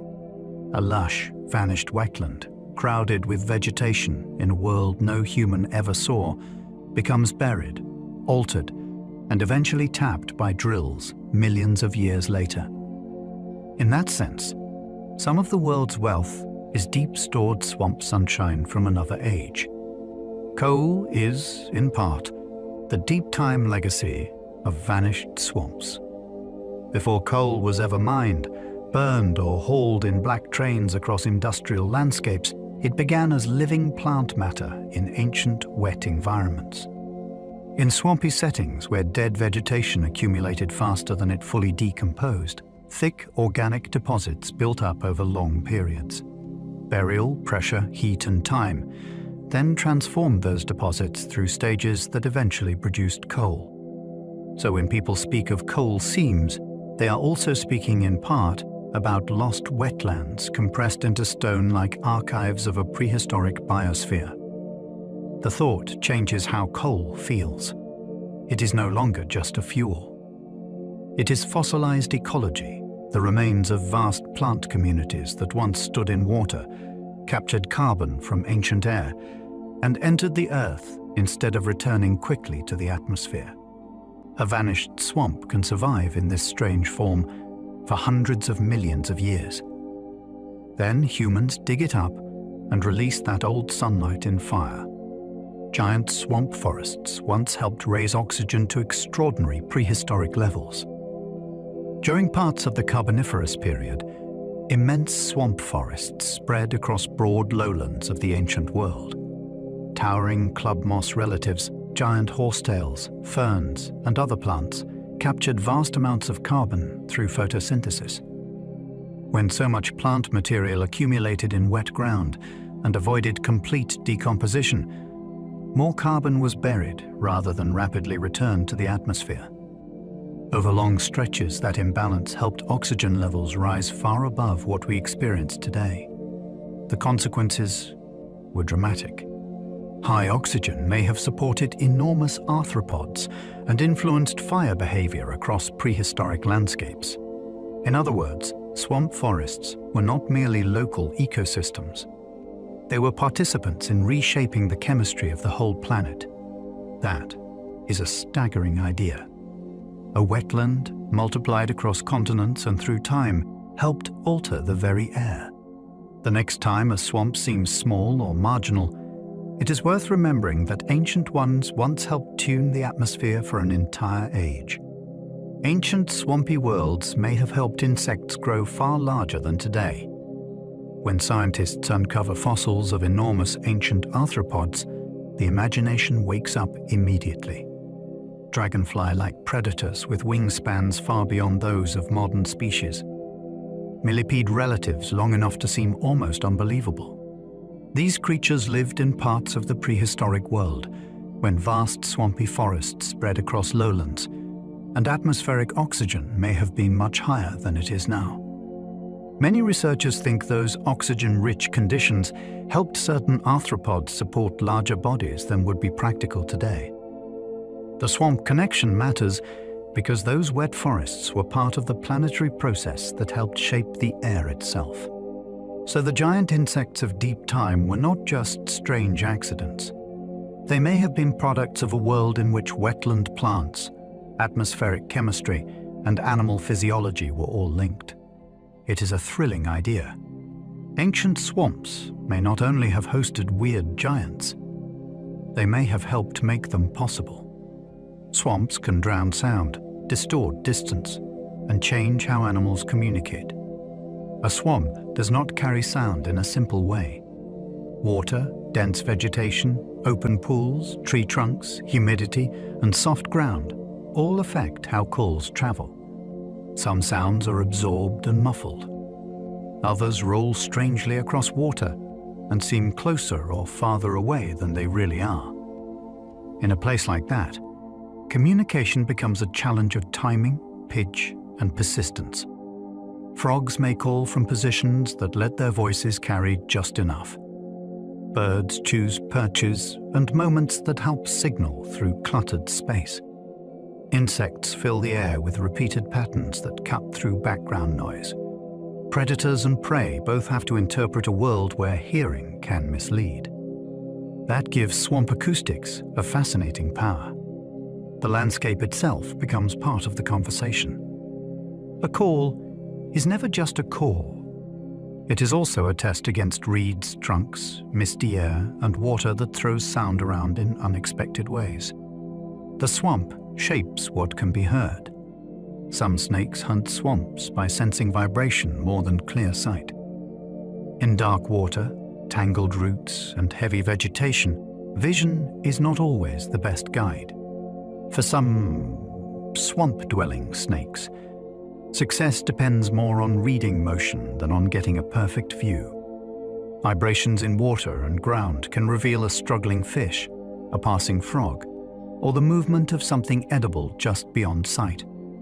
The snake does not need the scene to look clear and tidy the way a human would prefer. It needs the environment to speak through touch and subtle disturbance. Tongue flicking adds chemical information from the air and surfaces, while the body itself remains tuned to a world of shifts, ripples, and contact. This makes swamp hunting feel almost ghostly. Prey can be found in murk, in reeds, at night, or beneath cover where sight would fail. The hunter becomes an interpreter of the unseen. In wetlands, not every predator depends on looking harder. Some win by feeling more. Otters, panthers, and bears all use swamps in surprisingly different ways. The same wetland can mean entirely different things to different mammals. Otters treat swamps as hunting grounds and travel corridors, slipping through channels and pools in pursuit of fish, crayfish, and other aquatic prey. Panthers may use dense swamp cover as shelter, daytime refuge, or a route through landscapes where dry ground has become fragmented by people. Bears often approach wetlands as seasonal supermarkets, feeding on fruits, roots, insects, carrion, or whatever else the swamp provides at the right moment. None of these animals experiences the wetland in the same way. One reads it as water. Another reads it as cover. Another reads it as opportunity spread across shifting food sources. That is part of the genius of swamps. They do not serve a single role, even for large, charismatic animals. They become different landscapes depending on who is moving through them, what they need, and what season has turned the wetland into that day. Swamps near coasts can buffer saltwater as seas push inland. At the edge of the sea, fresh water and salt water are always negotiating. Coastal swamps can slow that inland advance by holding fresh water in soils, channels, and wet ground that help resist salt intrusion. They act as transition zones, not rigid walls, but that role can still be crucial for nearby forests, farms, aquifers, and habitats that depend on lower salinity. When coastal wetlands remain connected and healthy, they can soften the push of salt farther inland during tides, storms, and periods of rising sea level. Their vegetation and hydrology help maintain a shifting but important boundary. This matters because salt does not only change what grows in one patch of swamp. It can transform water supplies, soil chemistry, and entire ecological communities beyond the visible shoreline. A coastal swamp is therefore not just sitting at the boundary between land and sea. It is helping negotiate that boundary every day through water stored, slowed, and released. Rising seas are forcing some swamps to move, shrink, or transform. A swamp may seem rooted in place, but coastal wetlands are increasingly being pushed into difficult choices by the rising sea. In some areas, they migrate inland as salt reaches farther upslope and new wet ground becomes available behind them. In other places, roads, cities, levees, or steep terrain block that retreat, leaving the swamp trapped between advancing water and fixed human boundaries. Then the choice is narrow. Parts of the wetland may shrink, convert to more open water, or shift into salt-tolerant communities, unlike what stood there before. This is not a neat or orderly process. It can happen patch by patch, season by season, with different species responding at different speeds. The result is a moving, ecological frontier. A swamp that seemed stable for generations may suddenly reveal how mobile it must become to survive. Rising seas are not only drowning coasts, they are rewriting where swamps can still exist. Ghost forests appear when coastal swamps lose their fight with salt. Sometimes the change arrives as silence in wood. Trees that once stood alive in coastal wetlands die after repeated saltwater intrusion, yet their trunks remain upright for years, pale and lifeless against marsh or open water that now surrounds them. These are ghost forests, and they are among the most haunting landscapes on a changing coast. The dead trees show where a freshwater or less salty swamp once held its ground, and where that ground has now shifted into something else. Salt damages roots, disrupts water uptake, and gradually overwhelms species not built for such conditions. The trees do not always fall at once. They linger as witnesses to a failed resistance. To walk or paddle past them is to see ecological change made visible in a single glance. The living forest is gone, but its skeleton remains, marking the exact place where one kind of swamp lost the right to continue. Swamps are among the few places where decay and creation stay side by side.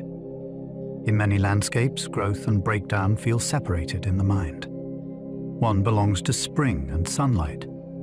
The other belongs to decline.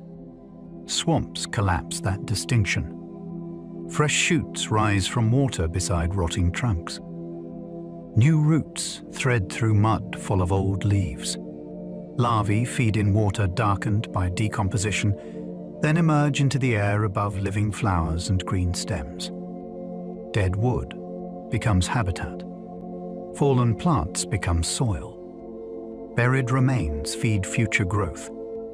Nowhere does this feel more immediate than in a wetland, where the processes of ending and beginning occur almost in the same breath. That is part of why swamps feel so philosophically rich. They do not hide decay, and they do not let decay have the last word either. Everything seems to be turning into something else. A swamp is not a place caught between life and death. It is a place where both are working together continuously. Hidden channels in swamps can redirect water with almost no warning. From the surface, a swamp can appear flat and indecisive, yet beneath that impression lies a subtle network of paths where water prefers to move. Some are obvious channels. Others are half-concealed routes through vegetation, depressions in the soil, or old stream traces that fill and connect only under certain conditions. When rainfall, floodwater, or shifting levels activate these pathways, water can suddenly start moving in directions that seemed impossible moments before. A quiet pool begins to drain. A patch of forest floods from an unexpected side. Floating plants drift into a new line. Fish and debris follow routes no casual observer would have predicted. This hidden plumbing gives swamps much of their mystery. The map is not always visible until the water decides to reveal it. A wetland can look still, then quietly reorganize itself through channels that were there all along, waiting for the right depth and pressure to matter.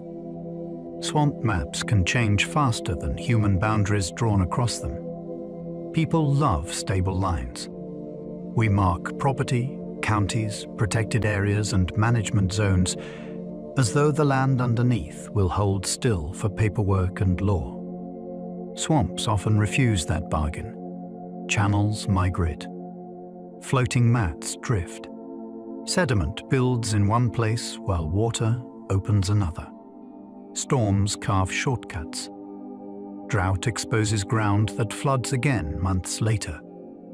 Salinity shifts vegetation. Fire changes structure. A map made at one moment may already be aging as soon as it is printed. This does not mean mapping swamps is pointless. It means any map of a wetland is partly a snapshot of movement rather than a final description of place. That is what makes swamps so fascinating to study and so challenging to govern. Human boundaries prefer certainty. Wetlands prefer process. The living terrain keeps revising itself according to water, growth, disturbance, and time, often faster than our fixed lines are prepared to admit. Some swamp soils are so soft they ripple under a careful step. There are wetlands where the ground does not feel like ground in the ordinary human sense. You place your foot down expecting firmness, and instead the surface trembles, bows, or sends a slow wave outward through soaked organic matter beneath you. That unsettling motion happens because some swamp soils are built from waterlogged peat, roots, decaying plant material, and fine sediments that have not compacted into anything solid by our everyday standards. The earth behaves more like a floating skin than a dependable floor. To walk there is to feel the swamp reminding you that land itself is conditional.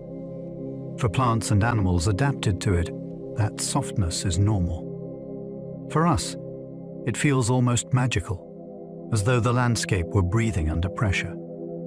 It also changes everything about movement, anchoring, and survival. In swamps, even the simplest act of standing still can become a lesson in how alive and unstable a wetland really is.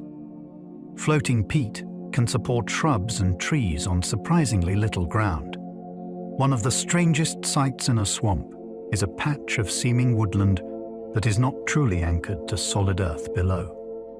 Floating peat can form thick mats of interwoven roots, mosses, stems, and partially decayed plant matter strong enough to support shrubs and even trees, despite resting on water or semi-liquid substrate. What looks like ordinary land may in fact be a raft built slowly by living growth and persistent accumulation. That gives such places a dreamlike quality. A thicket stands upright.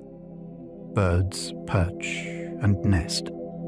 Small animals move through it. Yet beneath the surface, the whole platform may rise and fall subtly with changing water levels. This matters ecologically because floating peat creates habitat in places where open water might otherwise dominate. It matters emotionally because it challenges our basic sense of what a landscape should be. In a swamp, a forest can exist where the ground beneath it is barely ground at all. Swamps can trap nutrients so effectively that nearby waters stay healthier. When rain and runoff move across a landscape, they often carry nitrogen, phosphorus, and other nutrients picked up from soils, farms, roads, and human settlements. If too much of that load reaches lakes, rivers, or coasts unchecked, the result can be algae blooms, oxygen loss, and damaged ecosystems downstream. Swamps help interrupt that chain. Their shallow water, dense plants, and slow movement create conditions where nutrients can be taken up by vegetation, stored in soils, or transformed by microbes before they travel farther. The wetland acts less like a simple barrier and more like a living processor. Materials enter, pause, and are handled in ways that reduce the pressure on waters beyond.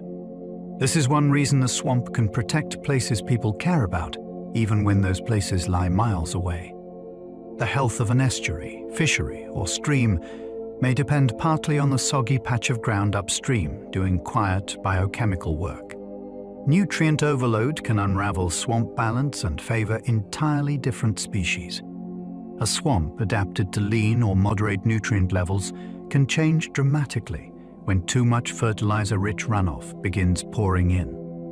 Plants that once grew slowly under tight chemical limits may be overtaken by faster, more aggressive species that capitalize on the sudden abundance. Algae may bloom more heavily, water clarity can shift. Oxygen conditions may worsen when extra growth dies and decomposes. The entire wetland begins to favor a new cast of winners. This is what makes nutrient pollution so deceptive. It does not always arrive looking like poison. Sometimes it arrives looking like more growth, more green, more apparent productivity. Yet that extra richness can dismantle the old balance and replace a diverse mosaic with a simpler, more dominated system. Species adapted to scarcity or subtle seasonal rhythms may lose ground quickly. A swamp can still remain wet and green while becoming ecologically less itself. Too much nourishment in the wrong place can behave like a kind of erasure. Invasive plants can turn open swamp mosaics into dense green walls. A healthy swamp often contains variety in spacing, light and movement. Open pools connect to reed beds. Patches of shrubs give way to channels, mud margins, and mixed vegetation. That mosaic matters because different species depend on different pieces of it. When an invasive plant takes over, the pattern can collapse into something far more uniform. Fast-growing outsiders may form dense stands that choke waterways, block light, suppress native plants, and reduce the structural variety that fish, birds, reptiles, and insects rely on. From a distance, the invaded wetland may still look lush, even beautiful, in a blunt green way. Up close, it can feel sealed shut. The swamp loses openness, texture, and many of the transitions that once made it rich. This is one of the cruelest tricks of biological invasion. It can make a wetland appear full while actually making it poorer, flatter, and much less welcoming to the life that belonged there before. The healthiest swamps usually depend on disturbance, not perfect stillness. People often imagine nature at its best as calm, stable, and undisturbed forever. Swamps tell a different story. Many of them rely on periodic change, such as flood pulses, dry spells, fire, storms, shifting channels, falling trees, and animal engineering to maintain their diversity and function. Disturbance opens patches of light, resets competition, redistributes nutrients, and prevents one habitat type from taking over everything. It creates opportunity for species that would otherwise be crowded out by slower-moving dominance. In that sense, a healthy swamp is not frozen in balance. It is balanced through change. The rhythm may look messy from the outside, but the mess is often the mechanism. Remove every disruption, and the wetland can simplify or stagnate in ways that reduce what made it special. A swamp does not always want to be left in perfect stillness. Very often it needs interruption, because change is part of how wetland richness stays alive. Swamps are shaped as much by timing as by water. Two swamps can receive similar amounts of water and still become very different places if that water arrives on different schedules. Timing decides when fish can spawn, when amphibians breed, when seeds germinate, when birds find prey concentrated, and when soils shift from soaked to exposed. A flood in the wrong season may help one group and harm another. A drought that arrives too early can break a breeding cycle before it begins. Even fire interacts with timing, because the same event can have very different effects depending on when it happens relative to rain, nesting, flowering, or seed release. That is why swamps are not governed by water quantity alone. They are ruled by sequence, rhythm, and duration. Nature cares not only about how much arrives, but when. A swamp is almost musical in that sense. Miss the beat, and the composition changes. Keep the timing, and the wetland can hold together in all its complicated life. To understand a swamp, you must follow both the flood and the drought. It is tempting to define a swamp only by its wettest moments, when water is high, channels spread, and the whole place looks fully itself. Yet that view tells only half the story. Drought reveals the hidden architecture of the wetland. Pools contract, and show where depth remains. Trails appear. Burrows matter more. Predators and prey are compressed into shrinking space. Plants either endure, retreat, or wait. Then flood returns and reverses the scene, reconnecting habitats, lifting seeds and nutrients, and reopening the broader map. One phase explains the other. Without drought, you miss how the swamp concentrates life and tests endurance. Without flood, you miss how it renews, redistributes, and expands possibility. The wetland is not one condition. It is an oscillation. To know it properly, you have to watch it inhale and exhale through time. Only then does the real design appear, written across both abundance and absence. Swamps reveal that messiness in nature is often a form of balance. A swamp can look untidy by human standards. Water stands where roads would sink. Logs rot where a gardener would clear them away. Plants crowd, lean, and overlap.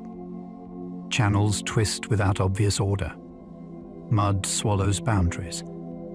Yet within that apparent disorder lies a highly functional kind of balance, one built not from neat separation, but from overlapping roles and constant adjustment. Dead wood houses life. Flood rearranges food. Shade, decay, growth, and predation all operate together without waiting for clean lines. What appears chaotic from a distance often turns out to be deeply organized at the ecological level. Species use the mess. Nutrients move through it. Survival depends on it. This is one reason swamps can feel so profound. They confront a very human mistake, which is the belief that order must look tidy. In wetlands, balance may look tangled, dark, and unruly, yet still be exquisitely alive and entirely real. The more scientists study swamps, the less ordinary they seem. That may be the most fitting ending of all, because swamps have a habit of becoming stranger and more impressive the closer they are examined. A casual glance might see only mud, insects, still water, and trees standing where they should not. Careful study reveals carbon vaults, chemical engines, storm buffers, nurseries, archives of past climates, evolutionary workshops, and landscapes that shift with water in ways maps can barely hold. The mystery is not that people once misunderstood swamps. The mystery is how long it took to realize how much was hiding there in plain sight. Each layer of research seems to make them less like neglected margins and more like central players in the living planet. That is part of their enduring magic. A swamp does not lose wonder when science arrives. It gains more. The facts do not flatten it. They deepen it, until the ordinary-looking wetland becomes one of the most astonishing places on Earth. As our journey through the swamps comes to a close, perhaps they feel a little different now. Not as empty places or forgotten places, but as living worlds layered with movement, history, and quiet invention. We wandered through dark water and rooted forests. We passed floating islands, ancient trees, hidden channels, and air-breathing fish. We found orchids blooming in flooded ground, frogs turning night into sound, and old carbon sleeping beneath peat and mud. We traced the lives of birds, reptiles, insects, and mammals through a landscape that never truly stands still. And perhaps that is part of what makes swamps so fascinating. They remind us that life does not need neat edges to flourish. It can grow in soft ground. It can adapt to murky water. It can build beauty, complexity, and resilience in places once overlooked. So now, as this strange and remarkable wetland begins to fade into the distance, let your thoughts drift with it. Imagine the dark water settling, the trees standing watch, the last ripples smoothing into stillness. Let the sounds grow softer in your mind. Let the pathways of roots and water slowly dissolve into rest. And if you are somehow still awake, there will be another video waiting for you on the screen, ready to carry you onward into another world of sleepy curiosity. If you enjoyed spending this time here, you might leave a like, subscribe, or share a quiet thought below. It truly helps this little corner of the night reach more wandering minds. For now, though, let everything grow heavy. Let the day fall away. Sleep well, and good night.